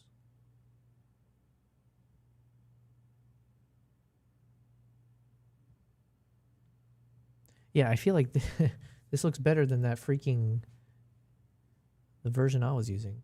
Arab STD. Let me think about, do I need to apply that one?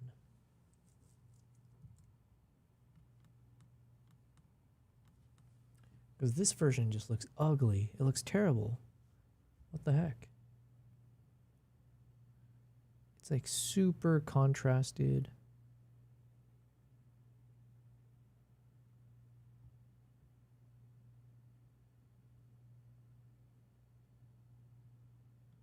Yeah, I almost don't believe. I wonder if like I would laugh if it turns out this whole time I didn't shoot in D-Log. Was I that foolish? Was I that idiotic? Okay, so let's see if we can change it up. Yeah, okay. I mean, yeah, here we are. I guess I'll just keep editing this video. All right. Yeah, I'll let you know. I mean, you'll know.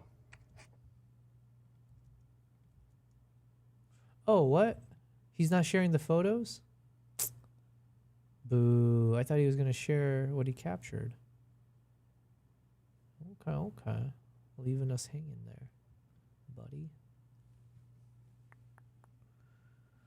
The only 3 sound effects you need to tell a story: Safari, camera gear, insights, what we brought on our Kenya trip.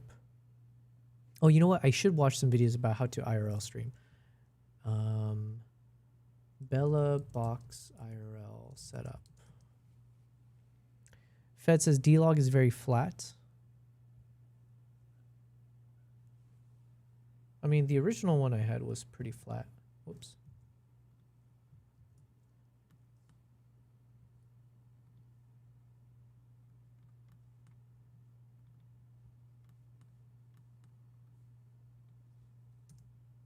So this is how it looked, right? So my assumption is, I mean, I'm saying assumption. I don't think I was that stupid. I've gone on so many trips with the Osmo Pocket. I'm like pretty confident that everything I shot was in the D-Log format. So this is how it looked. I'm pretty sure that's D-Log. It's just that once we do that conversion, whoops.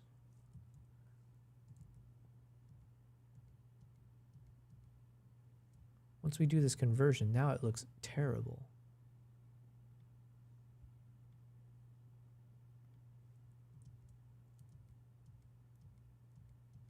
What? I thought I deleted it.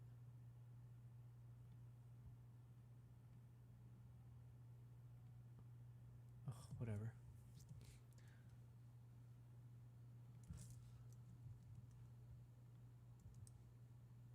All right, let's see. I'm trying to find a neutral kind of shot. Blackmagic design film. This looks pretty okay. It's a bit rich still.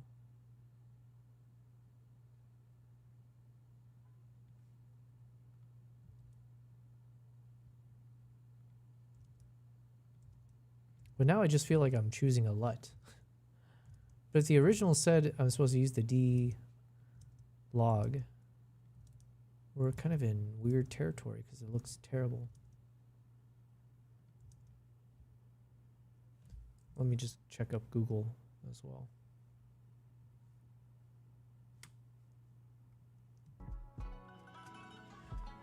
Skatha Slayer. With the O, some kind of, is that a emoji thing? Hello, thank you for typing something on the Twitch side. I'm just doing a little bit of video editing and just chilling as we survive here in Dubai. But I say that jokingly because it's honestly, it hasn't really felt that dangerous or anything. Just a logistical nightmare. It's a wave. Oh, thank you. Okay. Hold on. Fed says he's probably number 1. I do wonder, though, if you reach that kind of popularity, do you still try hard enough to get better at what you do? I don't know. Okay, in my world, let's say if I became super successful at what I do, I would just, like, if there's, like, how would I be different? To me, I think I would just want to film I like doing these kind of live streams, right? I would just want to be myself. And, you know, if you're successful enough and you just be yourself, then eventually people will gravitate towards you being yourself. So it's like I don't have to stress about showing a different side of me. That's one thing I found curious, because I know some of Peter McKinnon's videos recently were about like how he needs to change, or he wants to come back, and dealing with how much social media and everything has changed. But for me, it's like I would almost view that as you don't have to care because you've already made it. I would just want to enjoy everything. Fed says D-Log is very flat. I think you shot it in Rec 709 because that footage is not flat at all. Fed says no, that looks like the third option the camera has. It has Rec 709, D-Log, and another mode that is flat Rec 709 basically.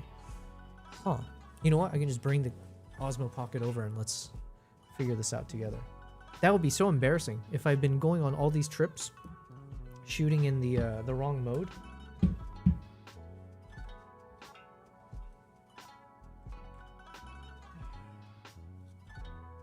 All right, we got this guy here. Let's check it out.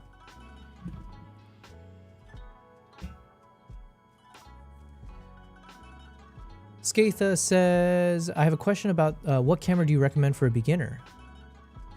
Ooh, that's a good question. I've only shot. Okay, so the first camera I've ever used in my entire life when I first started was a Sony a6000. And it served me very well, but it's very old at this point, but it did the job. I learned a lot from it. I am a Nikon person now. I'm a Nikon photographer, Nikon shooter. So all of my gear is Nikon. You can't go wrong with any of the brands. Nikon, Canon, Sony, whatever it is. I have like a camera rule that I made up. It's an iPhone rule, okay? So thank you for asking, because now I get to say it again in case I make a video about this in the future.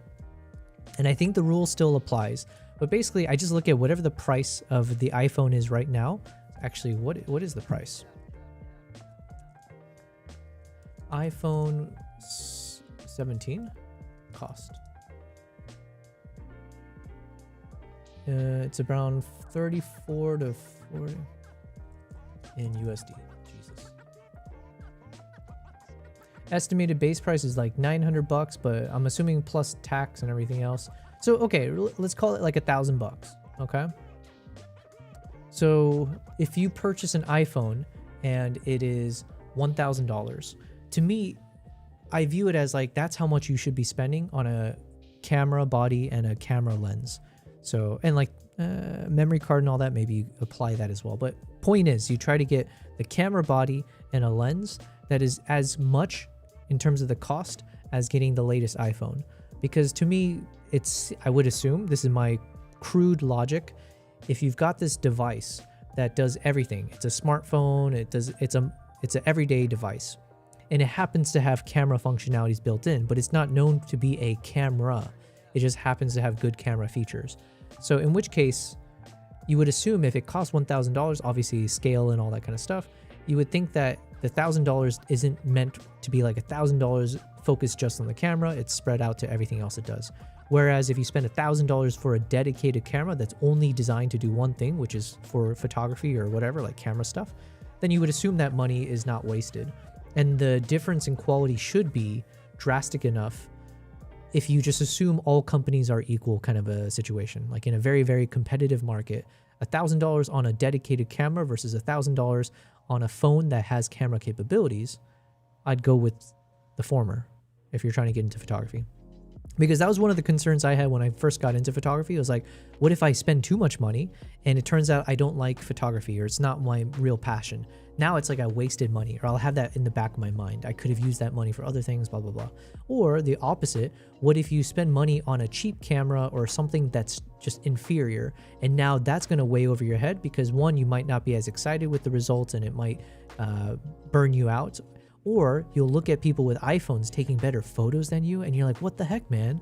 I just spent this money on this thing, and these guys over there with a pocket camera is capturing better stuff. So then you can get dejected and also jaded a bit and burnt out from that as well. So yeah.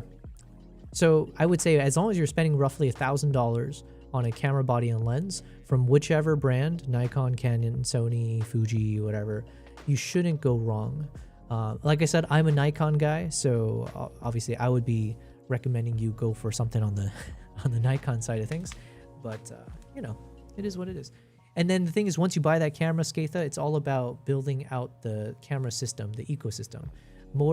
I think most people would agree that more important than the camera body is the lenses, because the lenses will stay with you for a much longer time, whereas the camera bodies, they might get outdated from future camera bodies that come out and like different systems. But generally speaking, the lenses can last forever almost. Not really, but you know, it has a pretty good shelf life and it works with the new camera bodies and blah, blah, blah. So if you had to put more of an investment in something, having a solid lens or two would be a better choice than like going all in on a camera body, roughly speaking.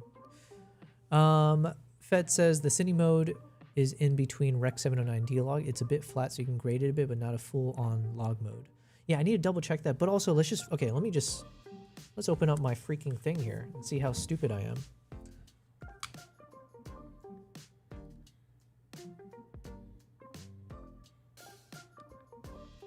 Okay.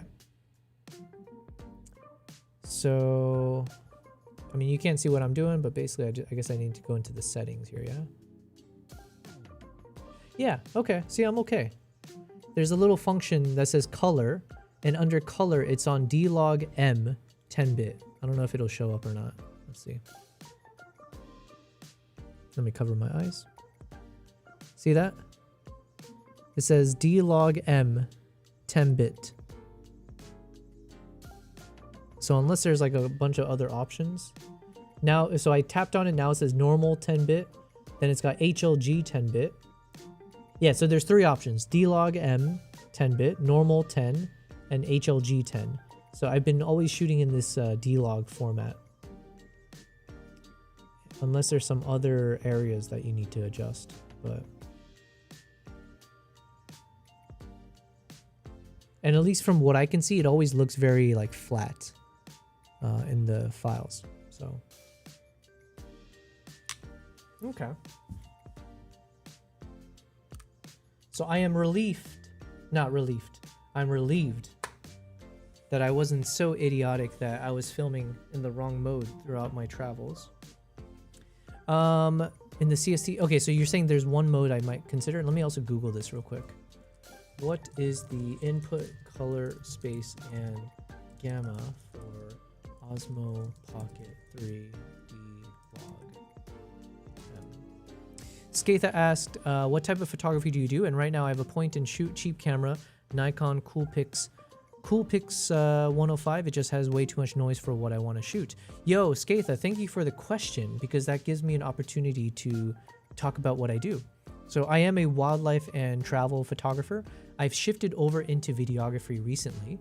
So that's my name of the game now, is like learning filmmaking. But if you're still here, which I hope you are, let me go ahead and play you something. It'll give you a bit of a teaser of who I am. I usually play at the beginning of my videos. There's 2 things, but I'll play the opener first because it's very quick.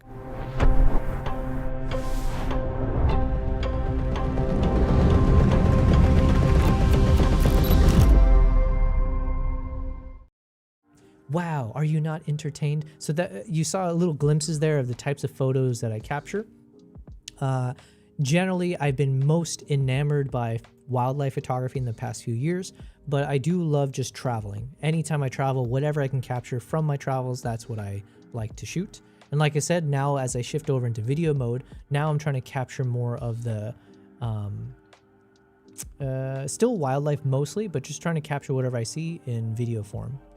And then, just for fun, because I like it regardless, I'll play the other video that usually starts. I'm not going to play the whole thing, but this will give you an even better sense of who I am.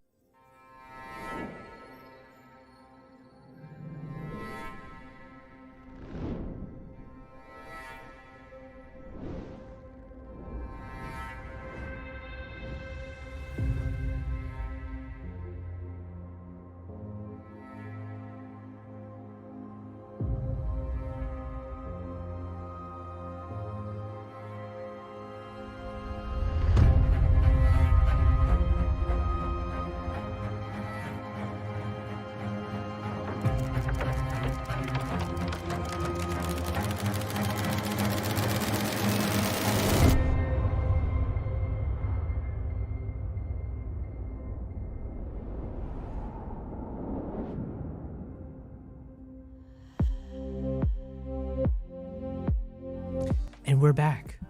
Are we still here? Oh, and my cats. Look, look. This is Kimbap.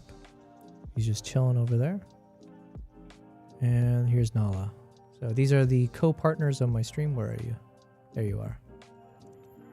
Okay, well, Skatha, hopefully you stuck around to see that. Hopefully you're still here. Enjoy the stream. I'm just doing a bit of a chill stream. As the title says, I am here in Dubai.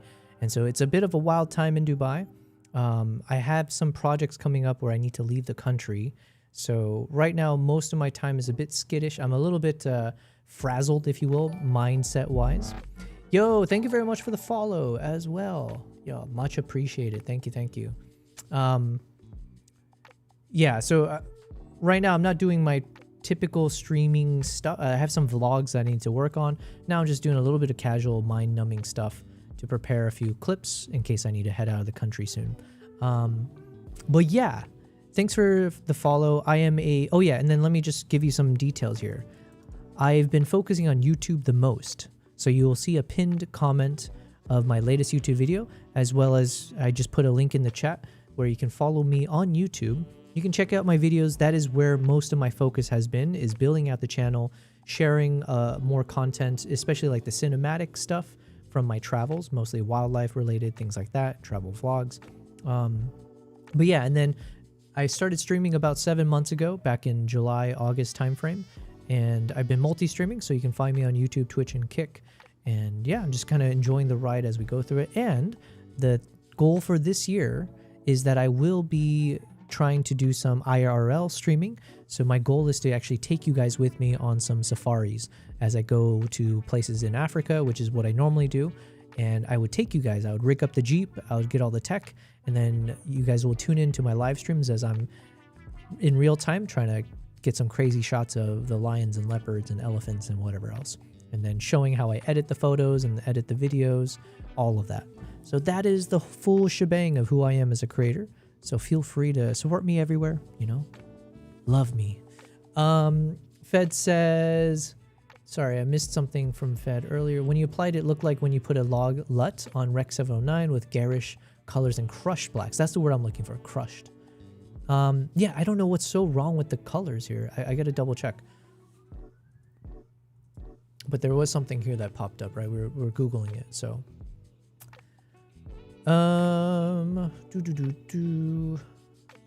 Fed says, I figured it out. D-Log is not the same as D-Log M.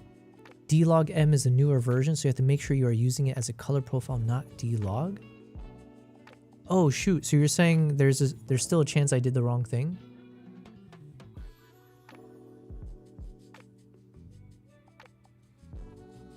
D-Log M as the input gamma. D-Log M. Is that an option here?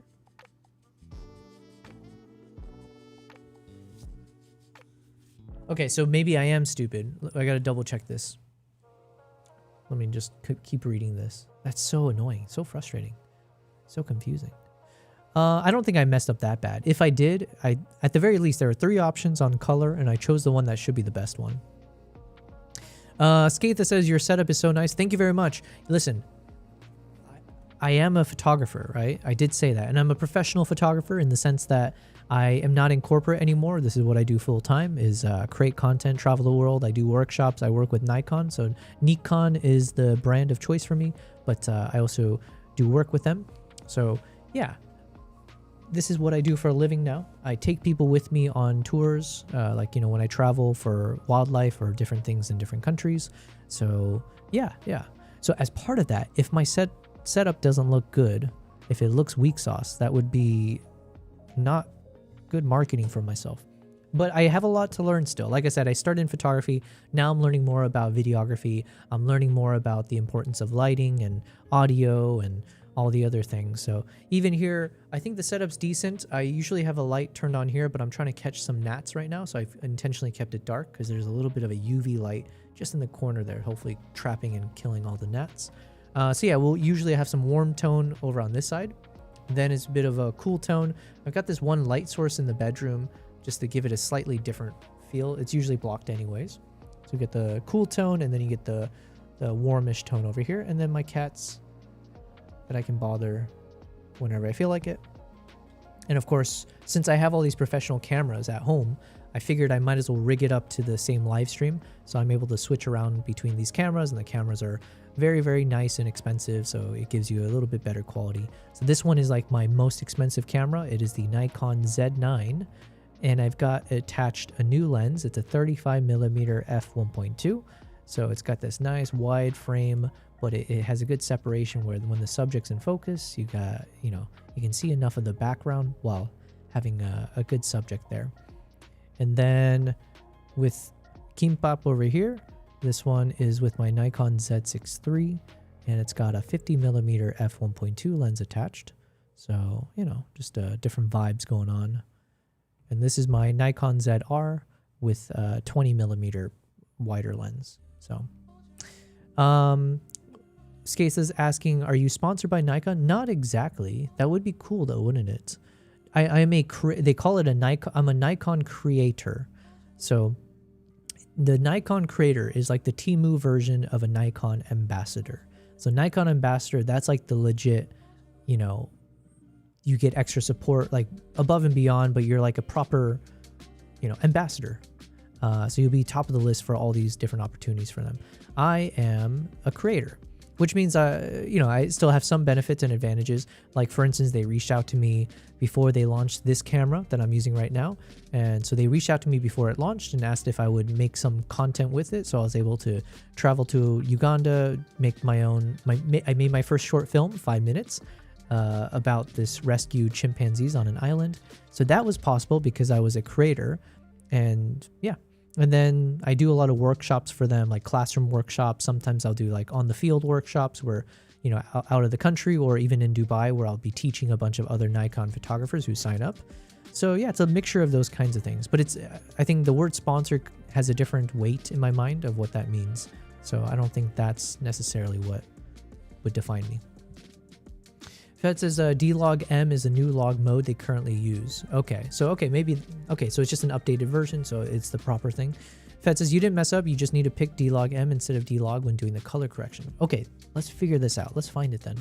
When you asked Amber, you said D-Log, so she gave you advice. All right, so you're saying it's my fault, huh? I see how it is. D-Log M, where the heck are you then? Is it in the input gamma? Hold on, what did Google say as well? D-Log M footage uses DJI D gamut as the input color space. That's what I got selected. And D-Log M. Okay, so we did miss that somewhere. Because we have DJI D-Log. Where the heck is DJI D-Log M? I don't think that's an option here, which would be annoying. Maybe I have to update DaVinci. DCI. DaVinci Intermediate. Blackmagic. RE. Yeah, there is no option for that. Hold on a minute. It's frequently treated as having a D gamut, D log M, or a modified Rec 709, Rec 709 space. This video demonstrates how to color grade D log M footage in DaVinci. Okay, let's go watch this. Bigger community. So I have this clip here. So I've been shooting with the DJI Osmo Pocket 3 during my trip to Japan, and I can say that the results that you get from this camera, it's super awesome. But I like this guy's accent. Fed says, so you need color space D-Log M and gamma D-Log M. I don't know where this gamma is. Yeah, I messed up the colors because D-Log is flatter than the D-Log M. Got it. The only caveat is that you don't get actual D-Log. Instead, what you get is D-Log M. Hey guys, I'm Danny, a friendly neighborhood colorist, and in this video, I'm going to show you how you can grade your footage from your Osmo Pocket 3 or any other DJI cameras that shoots in D-Log M. Because although D-Log M is not as flexible in terms of dynamic range compared to D-Log, but it's still better than shooting in Rec 709, which is your normal mode. So before we start, the footage that I'm going to be using in this video, along with some other test footage as well, will be available in the link in the description below. So you can go ahead and download if you want to follow along. They're completely free for you to use for practice. I just hope that you subscribe to the channel so that we can build a bigger community. So I have this clip here, which is shot on DJI D-Log M. So usually what we would do to convert log footage into Rec 709 is to use the CSC in the effects and dragging on the color space transform effect. For the output color space, I'm going to set it to the usual Rec 709. See that there is DJI D-Log. But if you do it like this, using DJI D gamut and D-Log, you get this result, which is very punchy because D-Log M is not actual D-Log. What it is using the DJI D gamut color space, but it's not using the D-Log gamma. So if you set the input gamma to gamma 2.4, you will get better results because D-Log M is using more or less the same gamma as 2.4. You can see that the contrast that D-Log M is using is not that much different from where it should already be. So when you're exposing for D-Log M, you can kind of gauge where your shadow should be based on what you see on the screen already, because it doesn't really change that much once you throw it into DaVinci Resolve and color manage it. But actually using the CSC to color manage D-Log M is not exactly the right way to do it. The way that is suggested by the manufacturers themselves, DJI, is using their own that you can download from their website. So there's this DJI Osmo Pocket 3. I gotta download this thing. How did I not know about this? DJI Osmo Pocket 3 D-Log M to Rec 709. DJI Osmo Pocket 3 D Log M to Rec 709. My goodness, I almost did not do these things. How was I so stupid? All right, give me a second to download this. I guess I should watch the rest of the video and just see if he gives me some other advice here. I haven't tried D-Log M. My DJI products are old and sad, so they use D-Log. Gotcha. Well, I've got this guy, right? I'm very excited to use this. And I haven't gone, well, now that I'm stuck and my friend is, we were supposed to go out into the desert and test it out, but here we are, missile crisis and all. But this one I think is D-Log. I don't know if this is a D-Log M, but yeah, we'll see.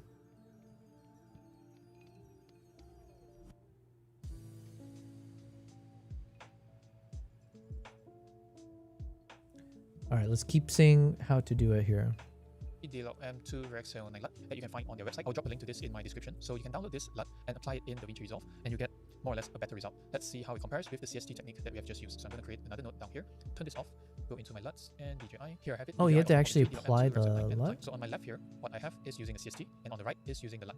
You can see that the colors are more or less the same. I say more or less, but there are slight differences in terms of the red here. If you're using a LUT, you get a nicer, more accurate red. If you're using the CST, you get a more magenta, pinkish red, and also in the orange here. Using the CST, you get a lighter orange, but using the LUT, you get a more accurate, darker orange. So the actual best way to color manage your DJI D-Log M footage is using the LUT that they provide. I'm getting a bit confused because if I start with the LUT, how do I color space transform out?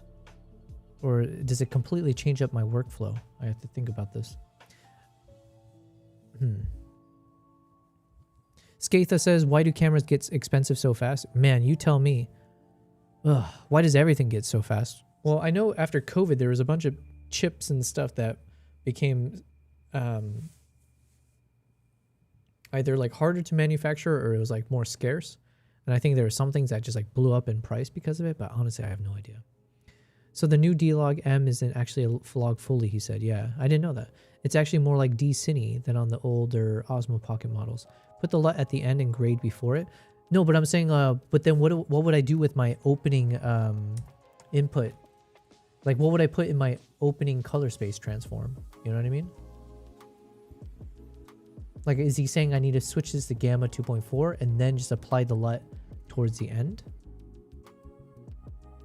Or do I just completely not have a color space transform? I'm so lost. Let's see. Provided on their website. The other more prominent difference is in the contrast. You can see that using the LUT, we have a lot deeper shadows compared to the CST, which is more faded. This is what DJI meant for D-Log M to look like. I guess what I'm thinking is like, properly. So other than the LUT that, because in my world, I would rather than use the Gamma 2.4, do the color space transform, and then just do my typical color grading stuff, right? Just make the tweaks and things to get it to what it looks like this LUT form is. But DJI has provided on their website. You don't need it if the LUT goes from D-Log to Rec 709. But yeah, but I guess my question is like, sure, it does most of the magic. And then if you want to color grade on top of it, I guess I would just need to use the nodes. I just need to figure out how do I update my power grade for a version if it's for Osmo Pocket. The LUT does the job the CST would do. You just then add nodes before the LUT and do your stuff. Yeah, that's what I'm saying. So part of me is just thinking like, oh, okay. I would just need to recreate I need a custom template just for the Osmo Pocket stuff, which is not a worst thing in the world, especially since I have so much Osmo Pocket footage. So why not just do it now? So yeah. I'm just walking myself into not being lazy. Skatha says, I'm looking at cameras that are from the 2012 to 2016. They feel expensive for the age. Yeah, like I said, I think, how much is a Sony A60 something? 60. The one I had was the A6000, but I know some people still recommend like maybe an A6200. Oh, it's non-existent. Okay. Sony A6 700 maybe? Oh no, this one's more expensive. How much is a Sony A6000 right now? Sony A6000 is around 500 to 650. My goodness. How? Wait, the price has kind of stayed the same, I think. I think when I bought this over maybe about 10 years ago when I started photography, I think it cost around 450 to 500 bucks. That's what I thought. Without the kit lens. I think I just bought the body and then I bought one other lens for about 500. Yeah, because I did like 500 bucks for the body, 500 bucks for the lens. That's crazy, dog. Nikon camera for 500 USD. Z30.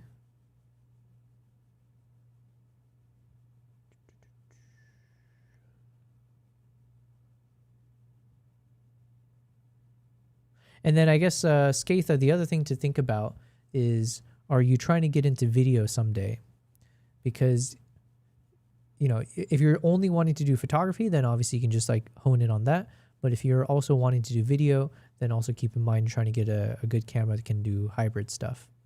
But if you're new to everything, it's one of those things where I think simplifying things is best. Like just focus on one thing, get good at it, and then when you're ready, move on to the next. You're looking at the D3400.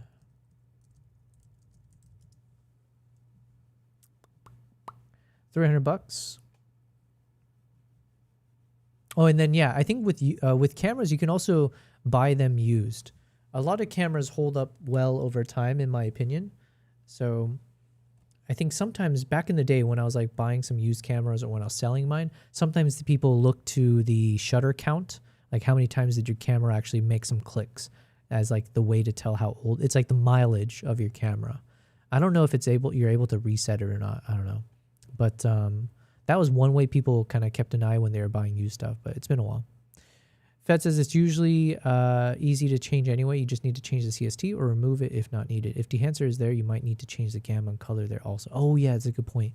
So I do need to rework stuff if I do it. Okay, give me a second. How would it look though if I use this and we stick with that gamma 2.4 now? So if we go with gamma 2.4...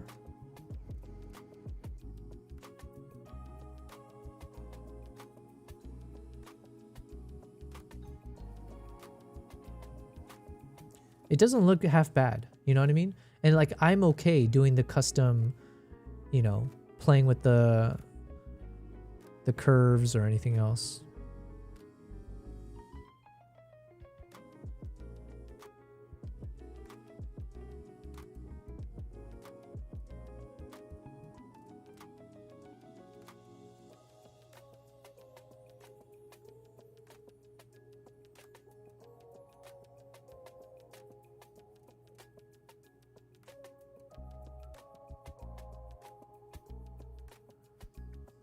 Yeah, this doesn't look half bad.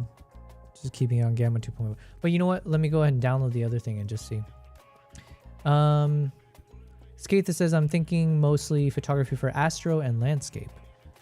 Interesting. Astro and landscape. You know what? Well, okay, it's more expensive, but the D810, at some point, if you stick with Nikon, and if you're okay having the DSLRs, the Nikon D810 was a really excellent camera for landscape. It was good for everything, but I know for landscape it was quite good. How much is that?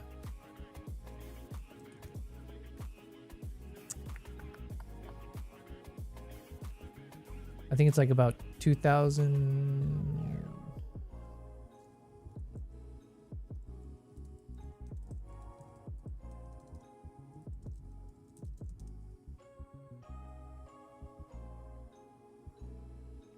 Used body can be found for around 700 USD. Okay. So it's about 700 for used. Otherwise, it's going to be around $1,500 to $2,000. And then I know a lot of people back in the day when I was starting to get into this, a lot of people had the D750. The Nikon D750. Discontinued. Now you can typically find it for around 600, 900 bucks. I know there were some really good photographers back in the day that when I was into this that were shooting with the Nikon D750 and it had some really fantastic results. But then ultimately I ended up with the D810, then I had the D850. and then I moved into mirrorless.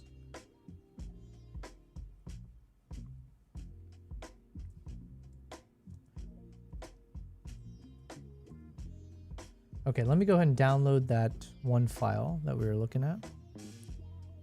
I just want to play this out as we do it though.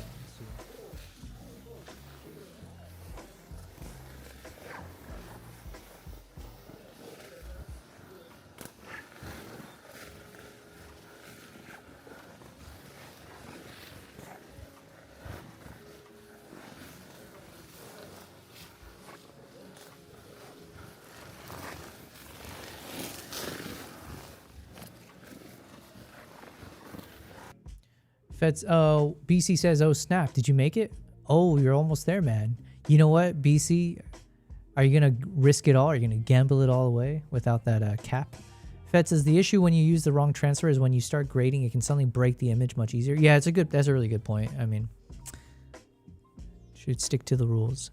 It's usually best to use the correct LUT or CST settings, or else you suddenly try to do something, a clip, and it breaks, and you have to go back and redo it. Strongly recommended. Yes, you make very, very good points. I'm downloading it now as we speak, so...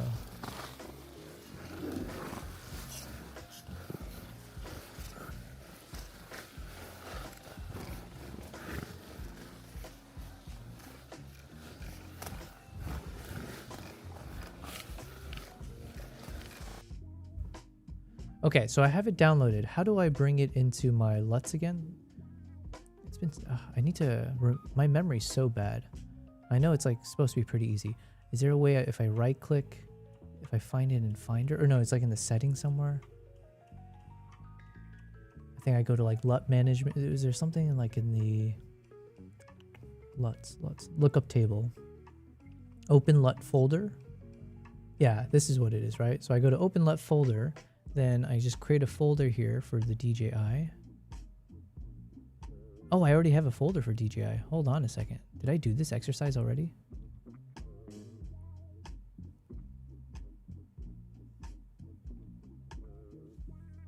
Okay, I just dragged it over. V1. Osmo Pocket 3 T-Log M to Rec 709 V1. Okay. So I've dragged it in. Then what do I do? Is there a way I can update list?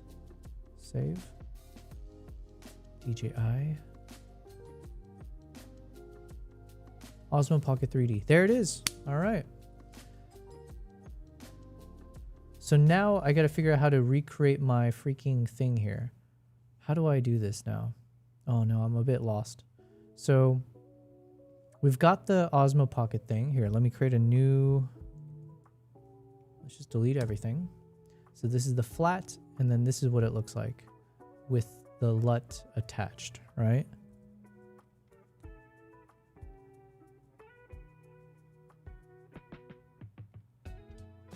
So this is what the file should be with the LUT attached.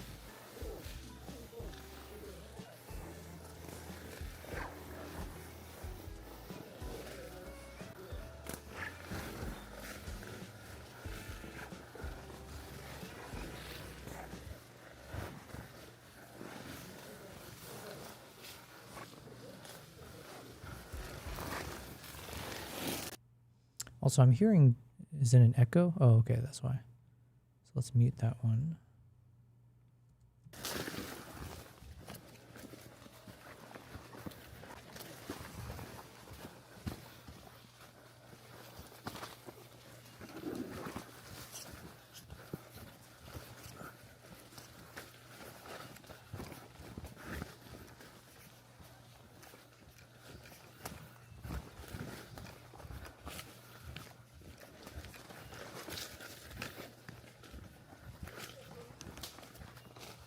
Fed says now you need to add the LUT in a node at the end and remove the CST you have for Nikon Red Raw.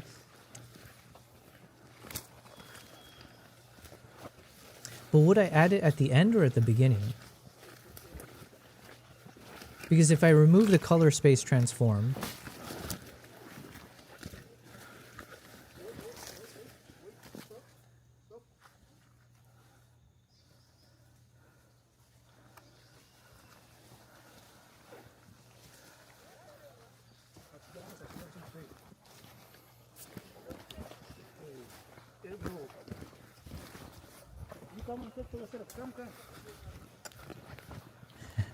Man, I feel like this will be a fun video to post. Now the thing is, and maybe I can talk to my editor, I just got to figure out what's the best creative approach. Do I show a picture-in-picture, so I have like this one playing full screen, and then just have like a tinier camera box in the corner that shows whenever I was filming with the Z6 III? Or do I show it one after the other? I don't know. Or like separate video, I'm not sure.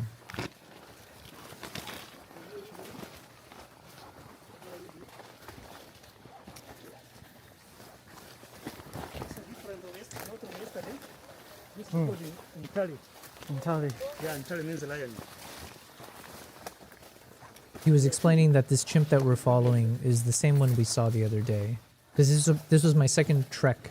We had done one in the afternoon the other day, I think.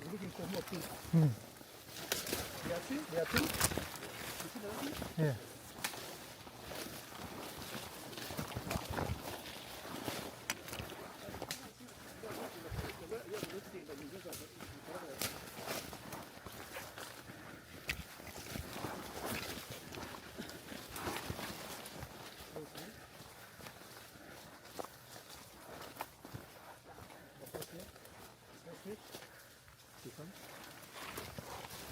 You know, one thing when you're doing this, Fed says now you need to add the LUTs, and you can't grade that much after a LUT. Yeah.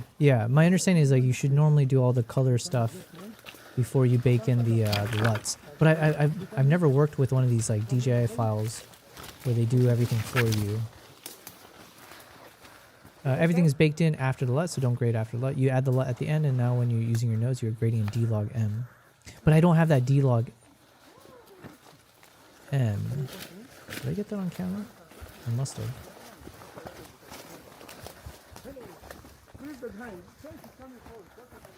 Oh yeah, I see what you're saying. But I guess my question is like, okay. I see how it works. I would just keep it on so you see the effects and then just play with it beforehand.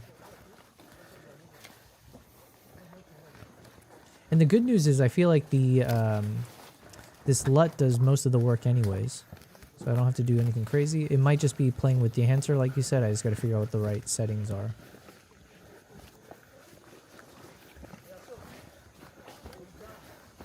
I guess maybe if I do dehancer at the end, because it looks like this thing is the LUT that I just downloaded, it converts it into Rec 709. So then I could use dehancer at the end after the LUT in Rec 709 color space or whatever. The footage is D-log M. Yeah. So yeah, the dehancer thing, that's the only thing I'm trying to figure out. Unless dehancer has, maybe, can you imagine if it actually has a color space for D-log M? But if it doesn't have D-log M, then either I do what this guy said and for dehancer I set it to the gamma 2.4, or I put it after the LUTs and put it into Rec 709. I guess we'll find out. Let's test it. So generally speaking, it looks decent. But what do we want to do? I want to go to... So we'll just go to this one. And I have my LUT here.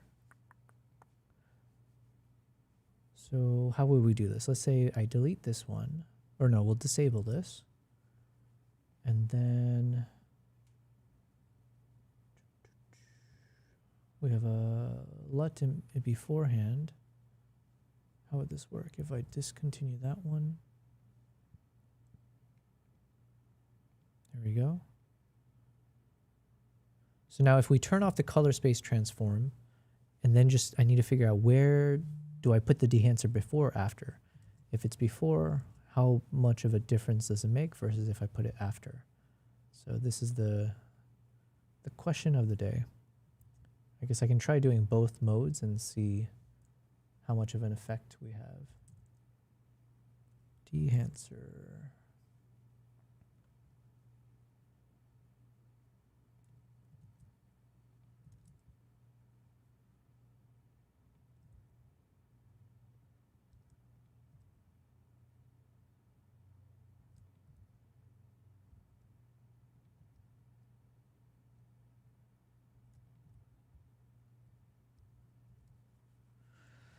I'm about to get lost in the sauce. Skaith is asking, do I use drones? I barely use drones. I did a couple trips where I learned about drone stuff, but that's not like my wheelhouse, I would say.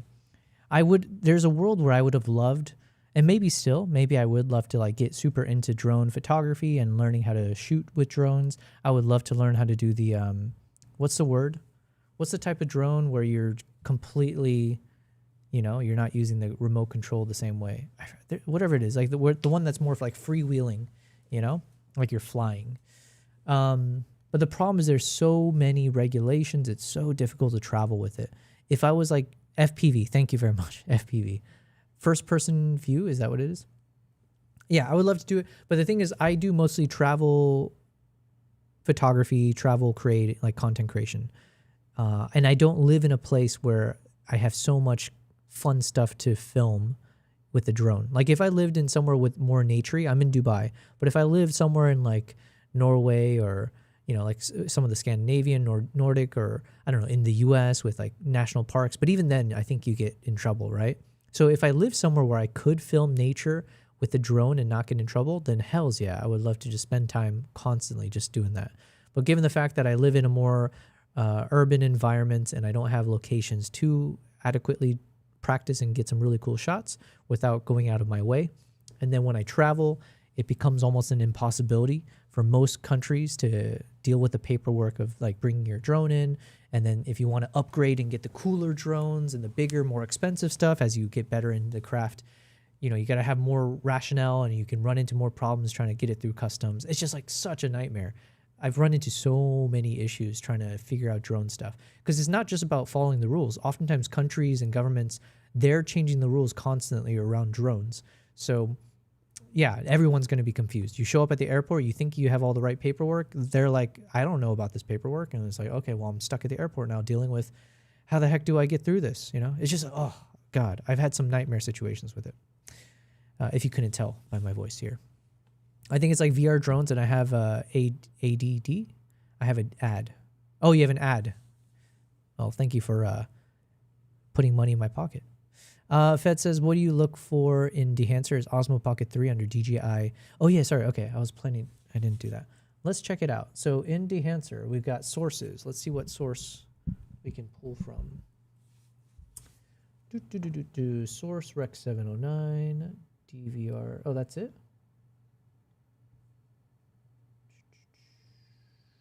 Choose camera. Okay, that's what it was. Vendor, DJI. Yo, this is so good. Osmo Pocket 3, D-Log M. What the heck? So, Dehancer has it built this way. Why the heck can't DaVinci figure this out?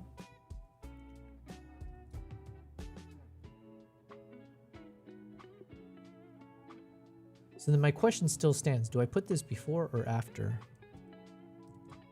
Let's see.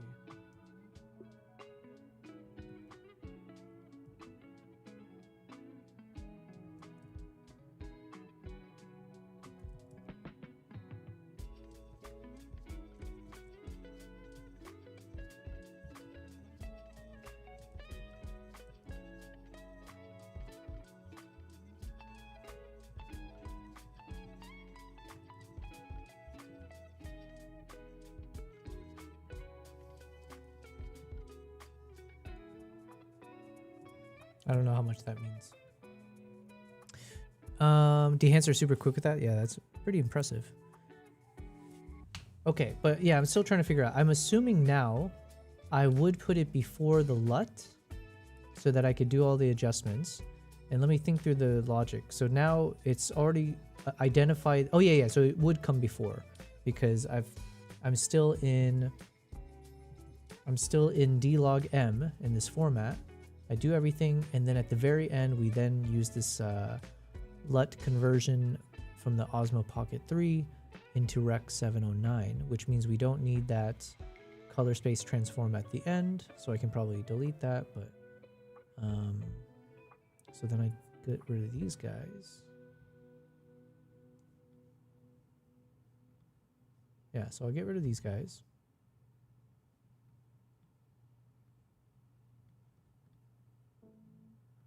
We get rid of the color space transform in the beginning. And we get rid of the color space out at the end.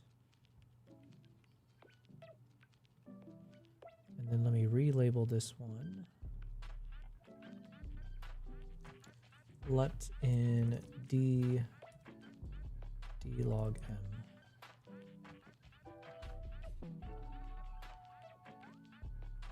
Okay.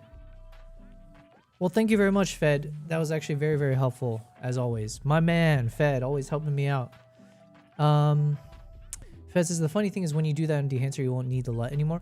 You know what? Actually, I was just thinking about that, but... Because if you're doing all the grading... So the assumption being if you do all the grading here... But then wouldn't I... If I do that, the problem is... How do I convert this into Rec 709? Or does it not matter at that point? I would need to still export into Rec 709, no?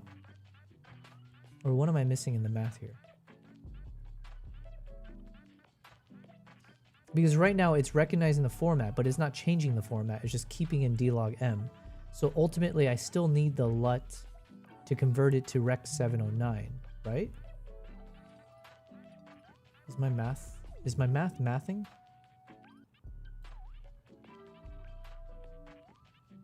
Or maybe it's under output. No, that's not it. Yeah, I think Dehancer is a DRT or CST in itself, so that LUT is not needed now. Dehancer does that. Huh. Okay, so you're saying I can just do everything within here, and then it will magically... Here, let me turn off the... I'll turn everything off.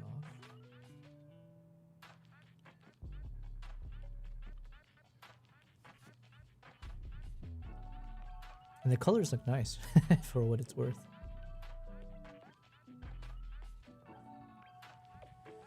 You pick Rec 709 as output in Dehancer. I couldn't find that. Under output, it just has a total impact scale. That's just the LUT generator options. Oh, let me also update the license info.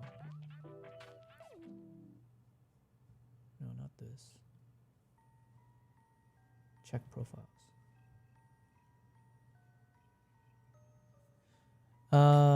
You pick Rec 709 as output in Dehancer. Rec 709 is default though, it's in print. Oh, okay. I see. Thank you, man. You know everything. I know nothing, Jon Snow. Oh, have you seen The Night of the Seven Kingdoms? Talk about a great show.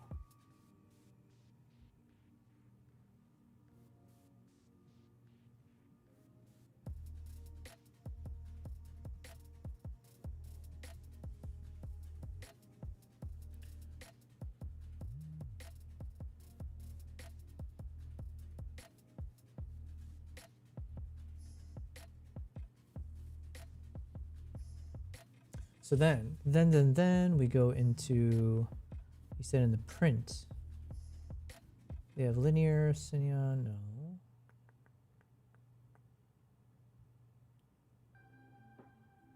Wait, where is this Rec 709?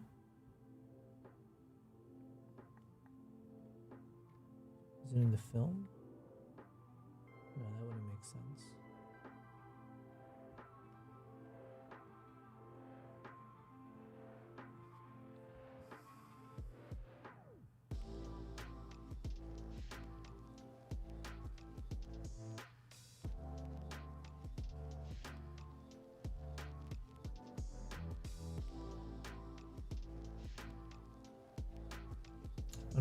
Strangely, I guess I didn't like double check this, but you probably don't have to do anything as it's default. Gotcha. I haven't seen it yet, but it's on the list of to watch.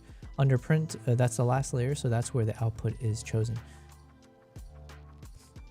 Yeah, but I didn't see it in the print section, I guess. In print, we've got Kodak, Linear, Cineon, Fuji, Kodak, Endura. But I get what you're saying, I think, where it's like, you're saying it's basically baked into it. It should already just export into Rec 709. But I guess there's one way to find out, so we might as well just edit this and see what pops out from it. And what does it look like if we turn this on? Yeah. Yeah, it looks quite nice already. So now, just before we do anything else, I need to save this as a power grade, so I can delete this one.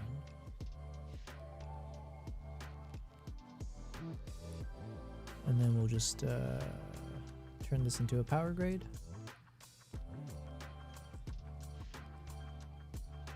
What is this? Osmo Pocket 3 D log M.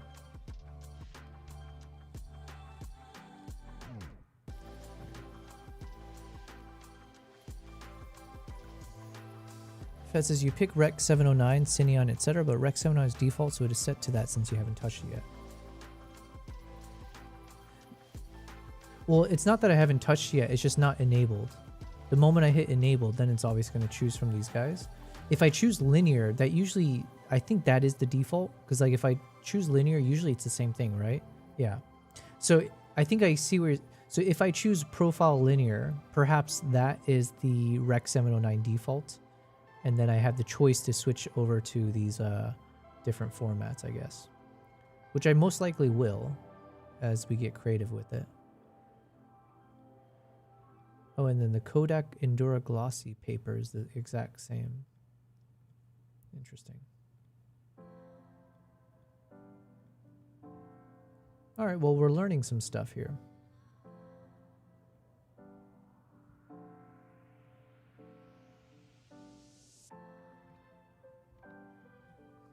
All right. All right, let's just see how it is default then.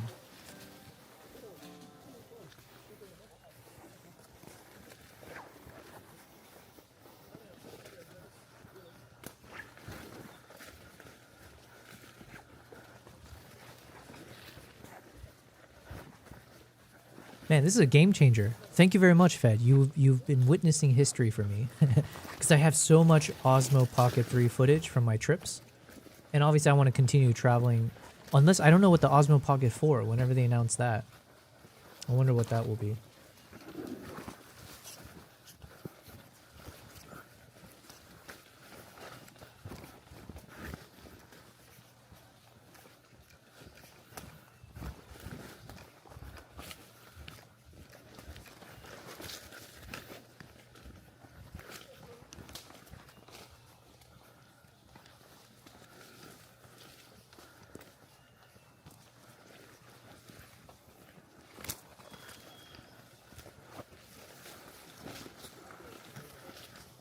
Although, you know, looking at my movements here, I don't think I can use that one equipment that we've been talking about, the thing that attaches to the cotton carrier.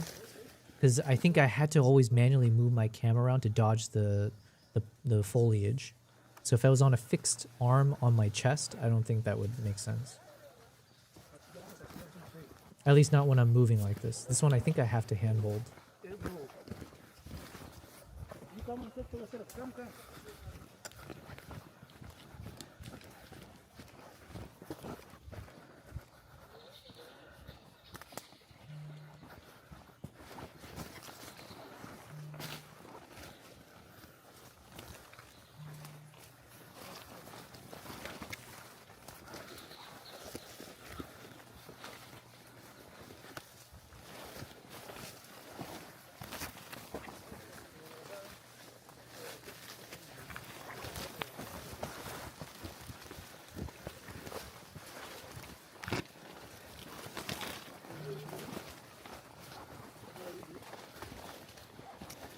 Yeah, listen, quality's pretty good, as is. Intali. Intali. Yeah, Intali means lion. We are two. It's good like that.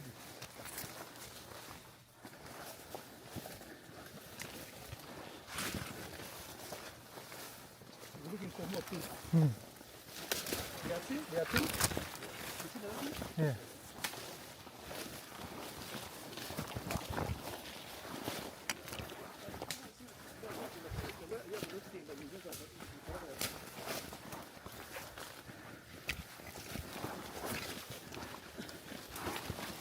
Man, can you imagine? Where's my mouse? Oh, there it is. Can you imagine a live stream with this? If we live streamed in the jungle, exactly what you see now, but it's all live, and you get glimpses of the chimps here and there, and then I switch camera views to mine at the right time, and you see what's going on. Oh my God. There's a world where that's eventually going to be possible. When the tech gets good enough, I'll be at the forefront. I'll be ready to go. I'll be the first one live streaming these gorilla treks and the chimp treks. Obviously right now it's too difficult because so much foliage. There's like no cell towers or cell connections or anything like that. But maybe in the future, and that stream will be fantastic. This is a great feature in Dehancer. You can't do this in Genesis. Would have to first transfer DLog-M to some other log or Rec 709 first. Genesis only has red log, ARRI log, DaVinci Intermediate. Gotcha. I mean, it sounds like the Genesis one is meant for like the super pro stuff. So I highly doubt Hollywood level people are using this, DLog-M content or cameras. It's beneath you guys, okay? But for me, this is perfect. Perfecto. So I almost like feel fine just not even color grading any of this, just letting it be. It doesn't look half bad, If I had to, what would I do? I don't know. I feel it's pretty decent. I do like to play with the density here and there. Maybe I just gotta match it to the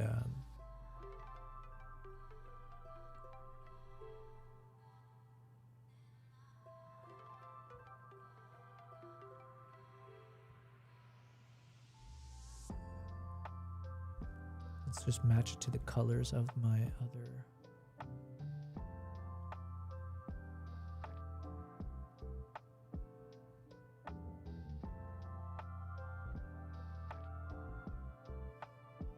I think I usually go a little bit more minty with the greens, so maybe that I can change a bit.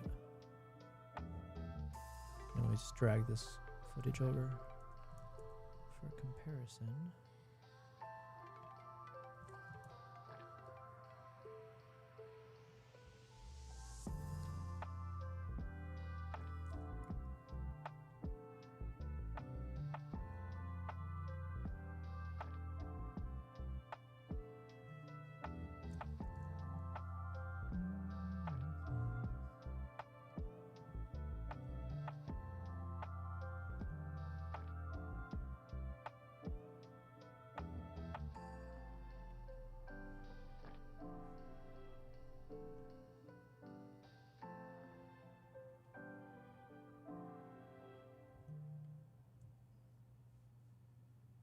I guess I could just copy this one over. Let's see what happens.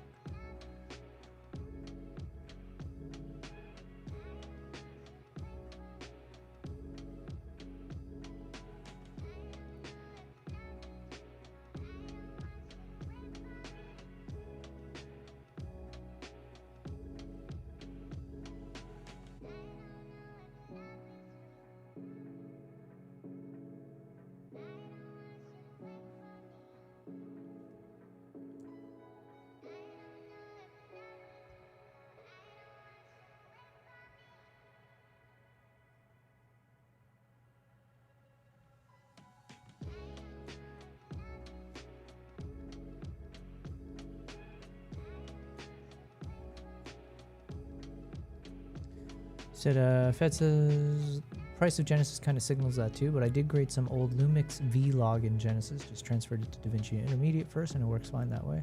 It's really nice in Dehancer when you can just pick camera profiles. Yeah, it's like it dumbs down the language, and that's my language, It's speaking my dumb language, so I need that.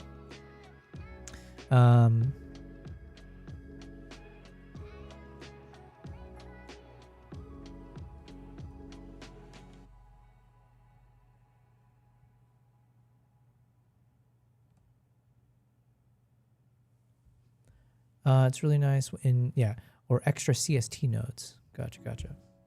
Oh, I just saw the gnat. The god dang gnat, dude.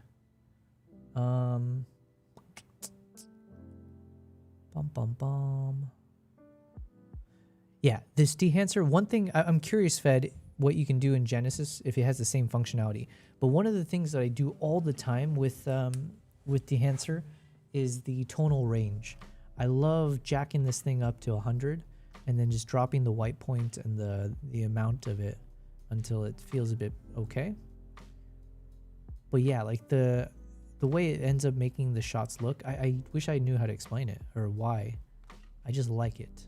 I like increasing that tonal range on the, oh yeah, on the film compression side.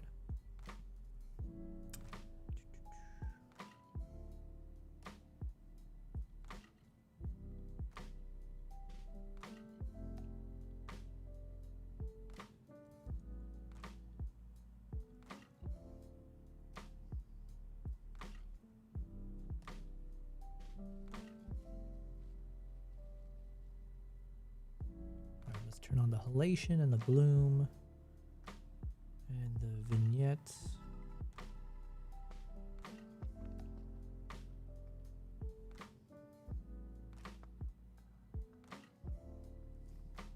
Let's see how it looks.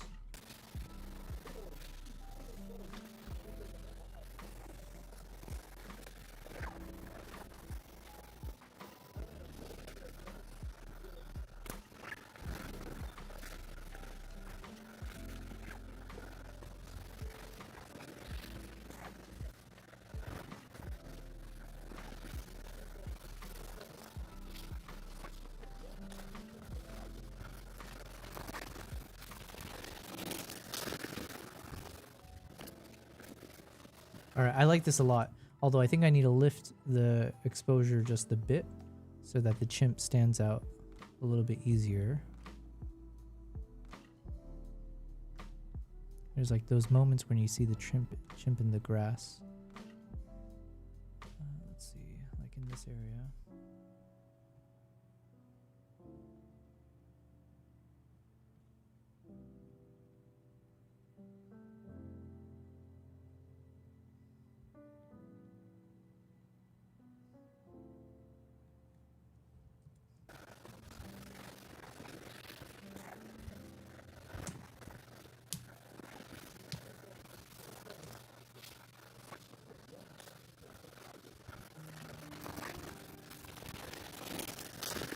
This is probably like one of the coolest things I've ever filmed.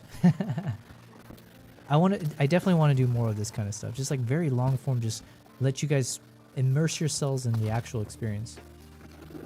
And like this trek is obviously it's like almost like 50 times more incredible than like a Jeep safari or the other types of wildlife experiences.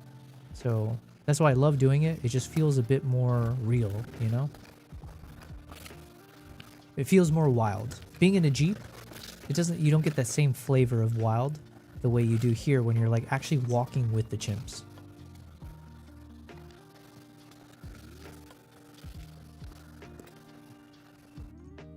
You can see my settings here. So I was shooting at ISO 800. So at certain points, because obviously now I was pointing more towards the sky, but let's see if I can find a moment beforehand.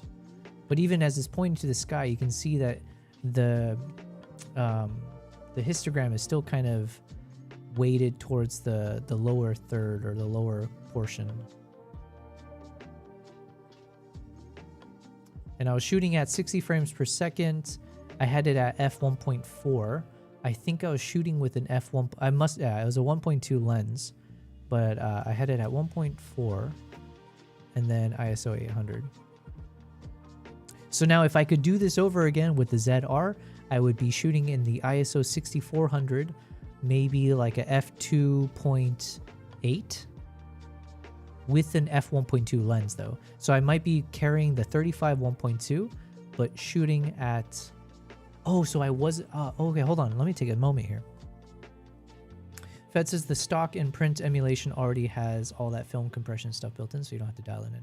Dehancer also has push-pull in the stock section, but it doesn't work like real film, so you have to do a lot more work in Dehancer. Gotcha. Okay, this whole time I was thinking I must have been filming with the 20mm lens, but actually the 20mm I have is an f1.8. So the fact that this one's saying 1.2, this means I was either filming with the 50mm or the 85. I'm leaning towards I must have had a 50, because the 85 sounds like it'd be way too heavy to have been hand holding with one hand, plus to walk around it for a while. So I'm assuming I had the 50, which means I'm so excited because we got this with the 50 and it looks great. I love it. Now if I have my new 35mm f1.2, which should be lighter than the 51.2, so it'll be even easier to hold.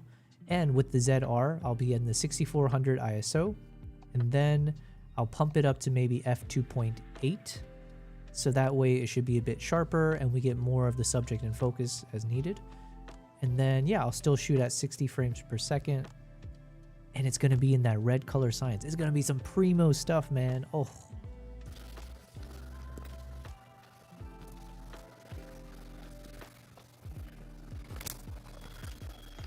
I just need that Osmo Pocket 4.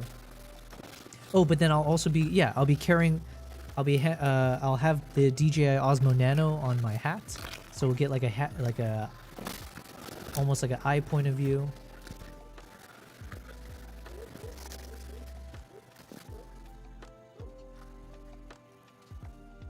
And then one thing I need to figure out is what's the best way to focus during these moments. So you can see here, the way I was focusing, I had the single focus, or I had a small focus box set up roughly in the middle, upper middle section of my framing. And because the assumption was, especially when I was tracking the animal, I should just have the chimp centered the whole time. So that seemed to make the most sense to me, as opposed to having like a full autofocus full in the entire box, because you're going through so much foliage. I assume that you might lose track here and there. So I think I had this. Yeah, so I set it there, and then I think occasionally I would just tap the button to refocus it. But yeah, I don't remember how I did this. It'll be interesting. I should kind of I need to map this out in my head before the trip. I have to just I do this thing, I guess, what's the right word for it? I just have to mentally project the moment where I imagine what would I do in the moment, so that way when the moment happens, I feel like I've been there and I'm ready to go.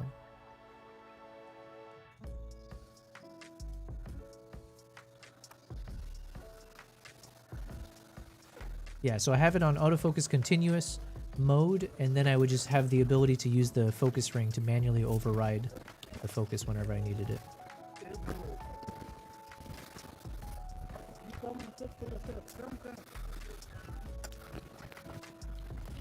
Okay, but I like the colors here a lot, so I think we're sticking to this.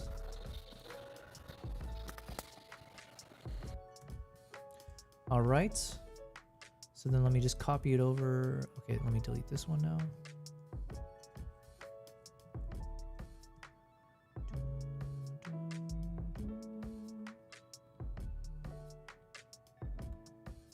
Boom. Beautiful.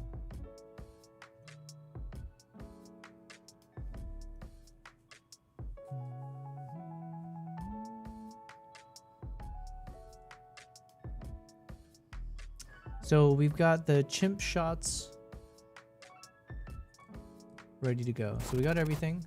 So this one, basically what I'll do off stream is I'm just gonna export these files and just have them ready so I can put it onto a portable SSD, or like I mentioned before, I might just be able to hand this off to my editor and see if the editor can actually make some magic with this, you know?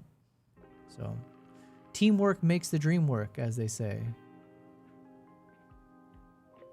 Hold on, there's a huge group of people. Let me see if I can find what's going on here.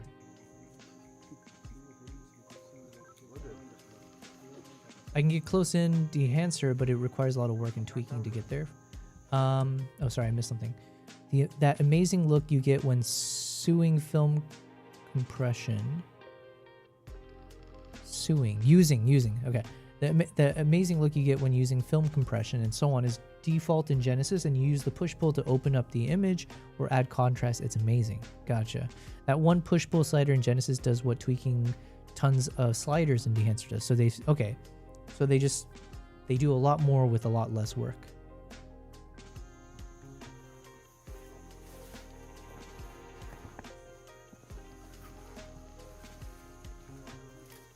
Dude, I'm being hounded by this one gnat.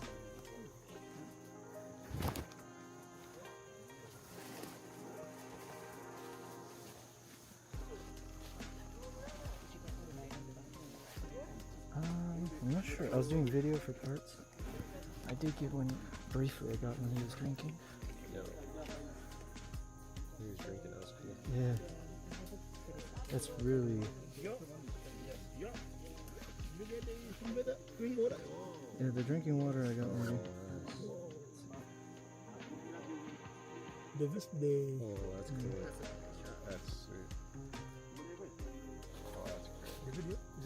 Photo. For video. Video is this one. Oh, how cool.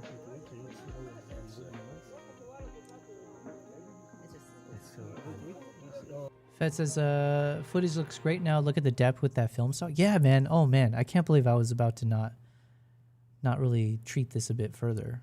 So I should learn to second guess myself. Yeah, this is fantastic. And like, again, shout out to Dehancer because most of this was done, besides the normal, I guess, conversion and everything. To get this look, I was just tweaking a lot of the Dehancer settings. And most of it came down to that tonal range compression thing. So yeah, okay, we're good. Nice. So I'll export those later. Then I have the elephants in the pool shots. I have the lion hunt. The lion hunt, that's going to be a tough one. I need to double check how to color grade because that was like almost, how much was that in the dark, you know? And this is with the NRAW.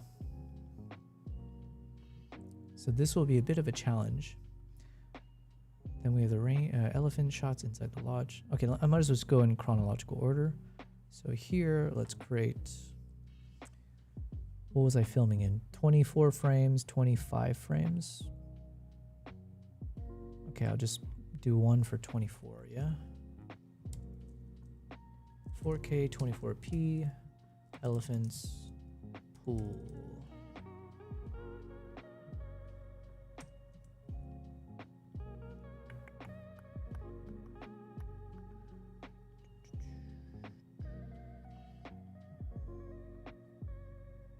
Okay, this will be much easier, at least from the color grading standpoint. It'll be much tougher when it comes to selecting the right clips to use.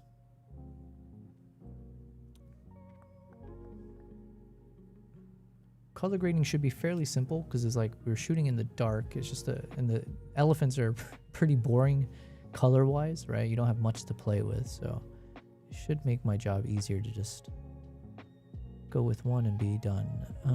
Where's my power grade? And log.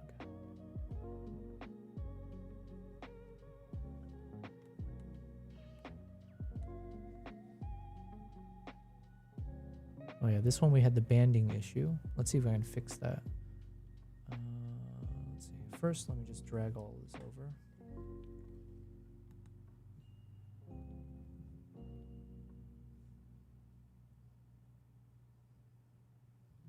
Okay, so for the banding,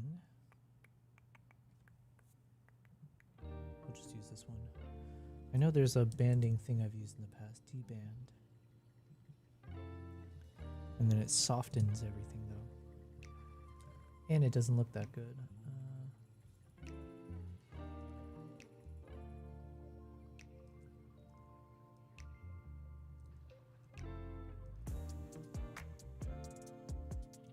Okay, it's fine. I have so much footage that I'm not picky with it. We can get rid of this one. Just make my life easier.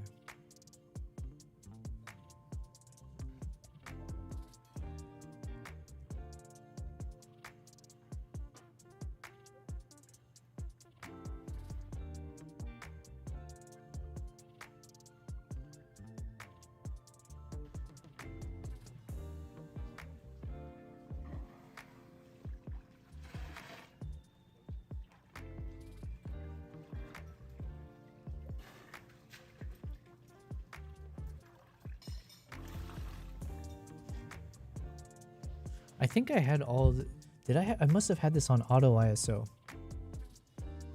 I know, I'm assuming going forward I should never use, not, I shouldn't say never, but I think I probably shouldn't use auto ISO. But yeah, this is back when like I said, I didn't know exactly what I was doing.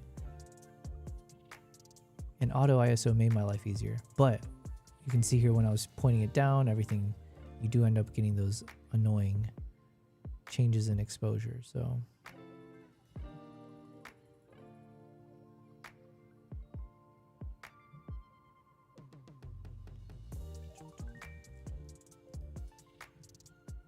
right, let's see what we can play around with. For this one, I think we do want to use that analog range limiter. And I might go with the Fuji Color 100. Let's see.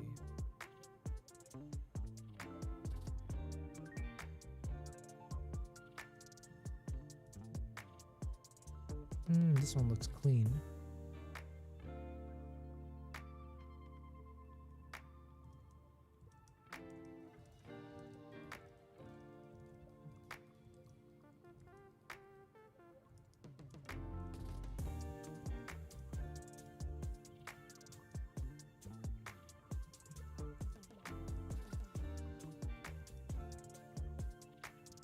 Fed says, flicker from the lights of the pool. You can get rid of that using noise reduction set to flicker removal. It's okay. I've used it before to get rid of it, but it was just one clip and I fixed it afterwards. I forget what I did, but I think I noticed it while I was filming and then I made the adjustment.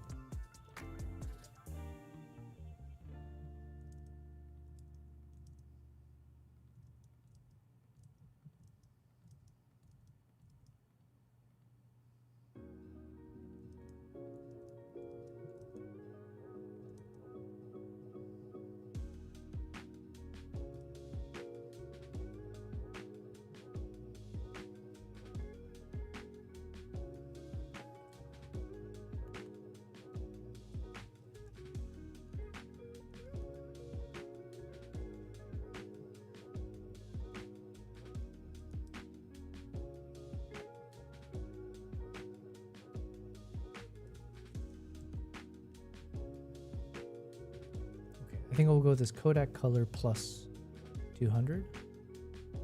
Just adding just a slight bit of warmth onto the elephant. We're gonna apply the print. Oh, let's do the film compression.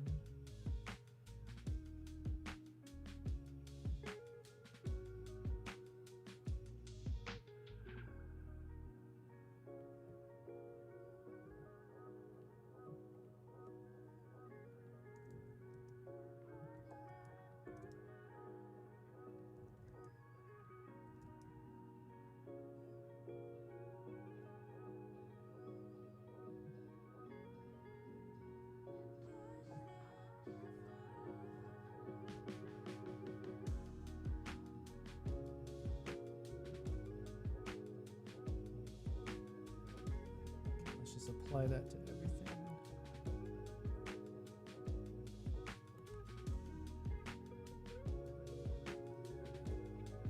Fed says, yeah, you see the auto setting change the exposure here? Yeah. We all made those auto setting mistakes once and learned. Yeah. The thing is, I didn't learn right away. I think I just kept it with auto ISO for a lot of the trips. Because it was just like one of those, like, man, I felt so lazy with it and it did the job. And this is, again, I didn't know anything about the different ISO things. I think at the time when I was shooting NRAW, all I knew was that the Nikon camera only let me lower the ISO to 800. And I had no idea why that was, right? I didn't know anything, okay? It was just one of those like, hey, my camera shoots ISO 64. But when I'm shooting in video, in the NRAW, I have, the lowest I can go is ISO 800. And I remember being nervous about that. I was like, what? I'm gonna have 800 ISO? When normally with photos, I could shoot at 64 ISO or 100 ISO. That can't be good. But I never understood why, what the meaning of 800 was or any of these like base ISO stuff. So yeah, I just kept it at auto. Now we know, now we know.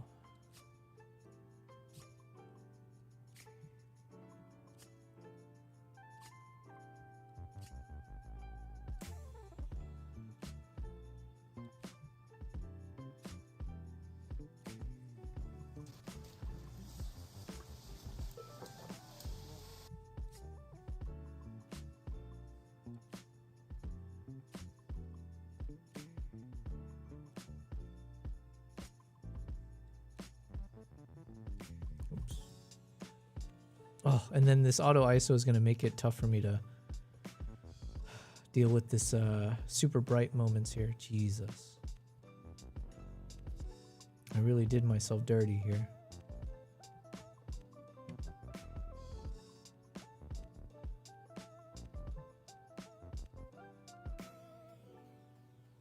Let's see, how bad is it? Let's see.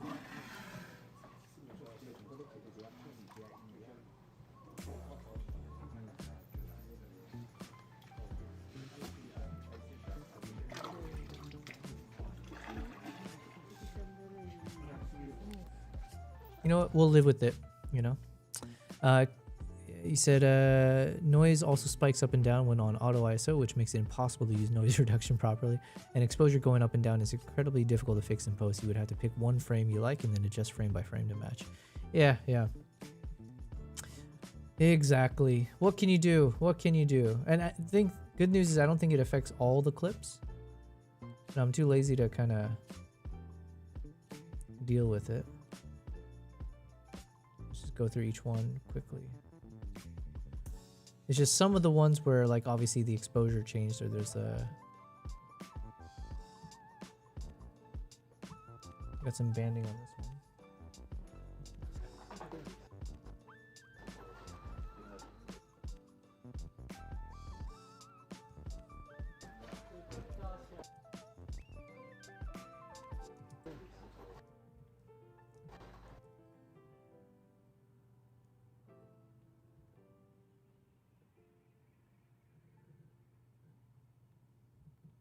How much footage do I have of this? Let's see. Jesus. Yeah, I have like, well, some of this is for something else. Okay, let's cut that one out. So I got about 45 minutes. We got 45 minutes of this kind of stuff.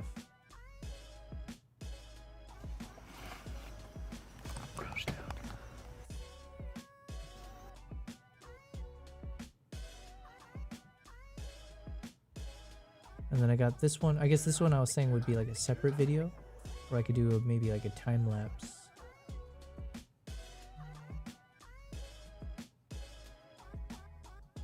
I thought I had more. Hold on.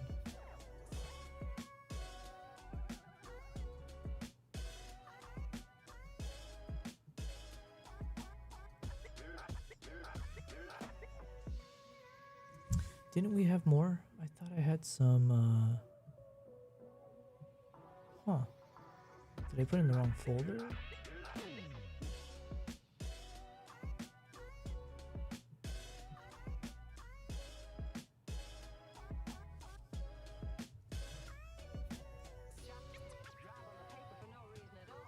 Oh, I put in the wrong folder. Okay. This is what we call idiot move. 1459. 1459 to this. So 1458 to 1469. Let's drag this out of here.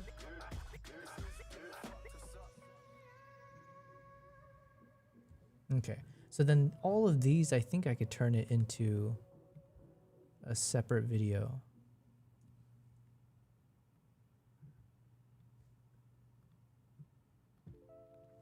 Because now it's just like from a fixed position, a bunch of shots of seeing these elephants kind of coming up. And actually, this looks more cinematic. This looks great. You get some ASMR.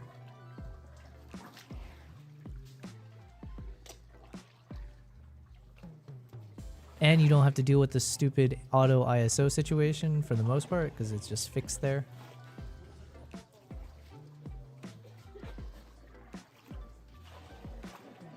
Although I lost focus here. These shots look amazing. Thank you, man. It's kind of cool, yeah? I wasn't expecting much from a color grading standpoint because it's like these gray elephants. But then I forgot we got this blue swimming pool area. And also everything's wet. So I guess that helps with a bit of color density.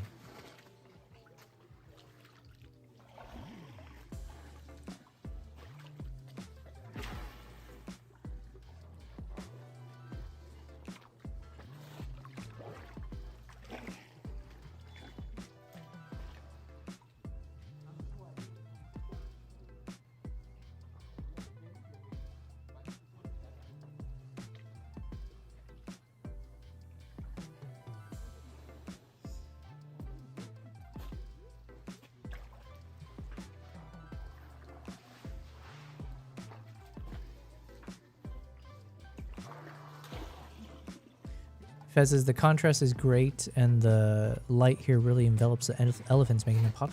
Yeah, it does. I agree. I agree. And this is like the laziest content ever. I literally just set the camera there and walked away. So I should talk to these guys and let them know. You guys are sitting on a mine here, gold mine. Set up a camera, just record. But yeah, I could see a world where I just record as is, maybe no music, just the ASMR of the elephants. Post it as a YouTube video, you know, and it'll go into my, I have a playlist for this kind of stuff anyways, right? But just this casual, relaxing. Actually, here, I'm going to stop the music and let's just hear how it sounds.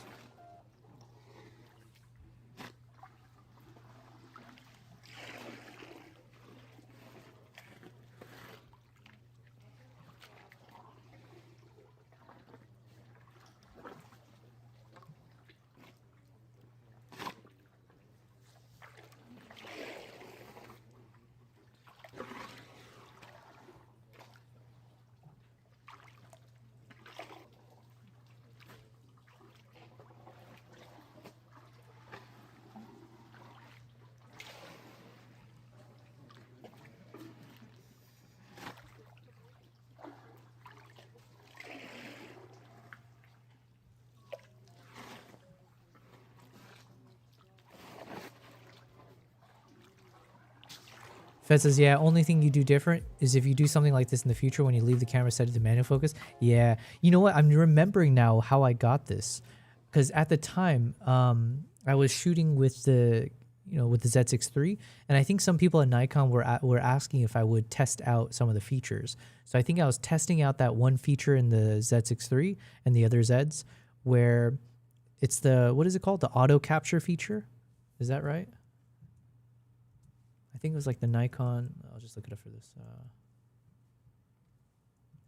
Nikon Z6 III auto capture. So I think I was testing out the auto capture mode. So what I did is I set up the camera, I walked away from it so that the elephants can approach and, you know, whatever. But I think I turned on the auto capture mode so the moment it detected motion within the location, then it would just start filming. And so then I set it to autofocus full. So that way, because I didn't know where the elephants would show up, so it was technically just capturing everything in autofocus mode. So I think that's why it wasn't in manual. And that's also why if you look at it, it's like almost like equal chunks of footage here. So besides this first one, I think this one was normal. And then these smaller clips, I think these were all part of that auto capture setting. And there must have been a timer set to it where after 1 minute, it looks like, is it exactly 1 minute? Yeah, so basically after every minute, it would just stop recording and starting a new one. So I think this is why that's doing the thing that you see. Those cameras are near identical inside except for the EVF and the 32-bit float. Yeah. And then the last few clips here. Look how cool this is.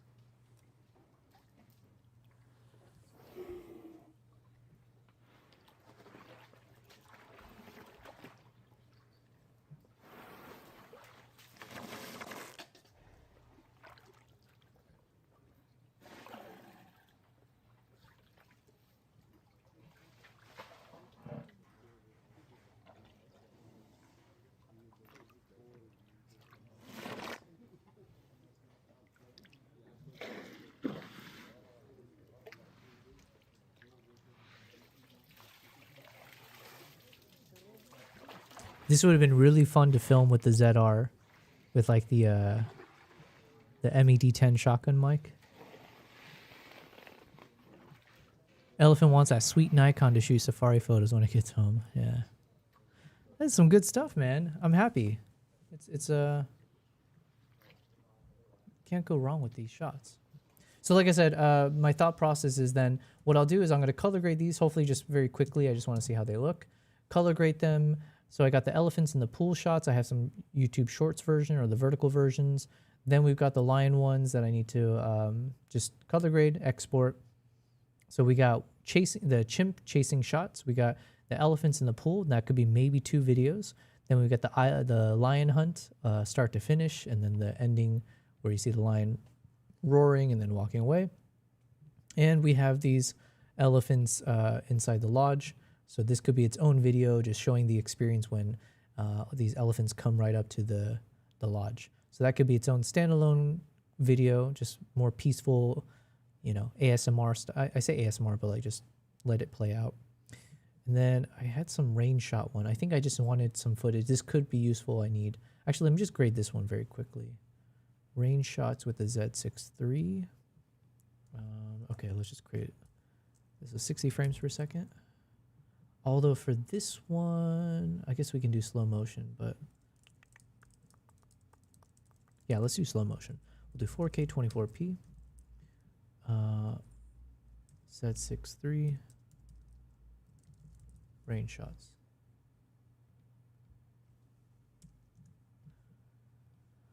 Let's do 24 frames. Let's create it and let's drag this over. Let's do a quick session here. Z6 III. Let's apply the end log. And then let's slow this down. Change clip speed to 20. Sorry, no. 60 to this is what? It should be 40% speed.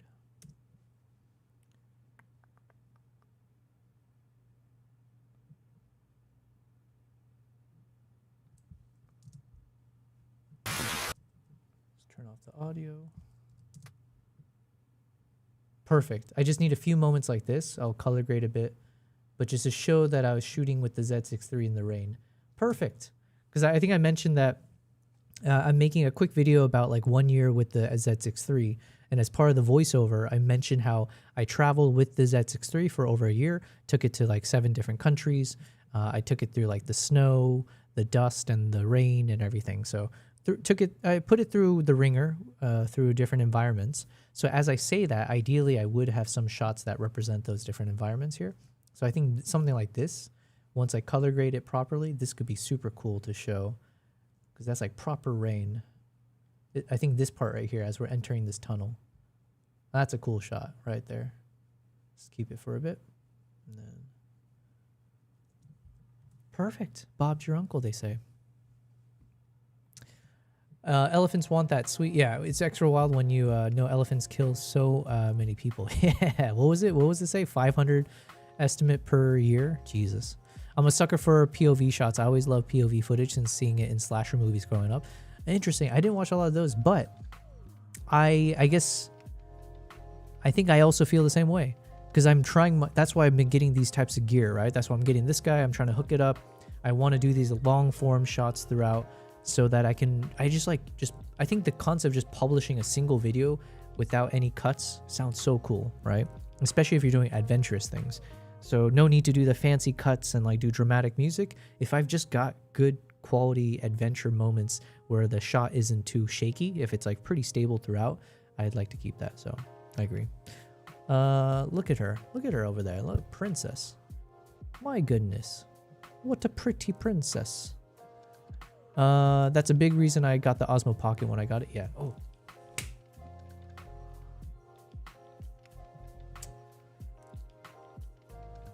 Oh, I got it. I got the gnat. I smacked it. I didn't see anything, but it hit the desk. So I gotta clean it up now. Okay, well, with that in mind, okay, thank you guys for another good stream on a Friday. We've survived another day in this bombing situation here. I think the missiles and the drones have calmed down quite a bit, so there's some good news in the madness. Tomorrow, I usually don't stream on the weekends these days, so that might continue. It just depends how much I need to get done.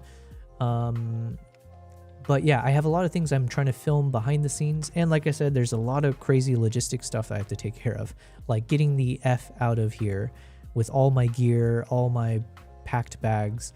So there's a world where I might have to travel to Oman, so I would need to get a taxi and drive from here to the border of Oman, which is very far. And then from there, you have to go through the border, you have to cross the border, go through all the checks. Then I have to take another taxi to get to the airport. And I might have to spend one night in Oman just in case, assuming I've already booked the flight and everything else that comes with the crazy logistics of this situation. And then from there, I might be able to leave Oman, maybe I have to book a flight from Oman to Egypt, and then from Egypt to wherever I need to go, Germany, Uganda, whatever it is. That's one option. Or I just go, I don't know. So that's current thought process here. I might have to do that in the coming days. So chances are I may not stream in tomorrow and the day after, so I can properly just have this moment of clarity and not have to deal with anything besides packing my shit and surviving, you know? So thank you guys. It's been really cool. I'm glad you guys joined in throughout the past few days of streaming, keeping me company as we, you know, weather the storm, if you will. Thank you, Fed. Thanks for all the advice today. Today was just a chill editing, boring stuff kind of thing, but I appreciate that you were here for it all. So thank you. I am ready now. It is almost midnight, so we're gonna call it quits. If I don't see you guys, I'll keep you guys posted in the Discord. You know, if some crazy things happen, I'll let you guys know whatever the situation is. Otherwise, I'll see you guys back on Monday. Monday would be the 9th of March. Yeah, okay. I should still be here most likely. All right. Thank you guys.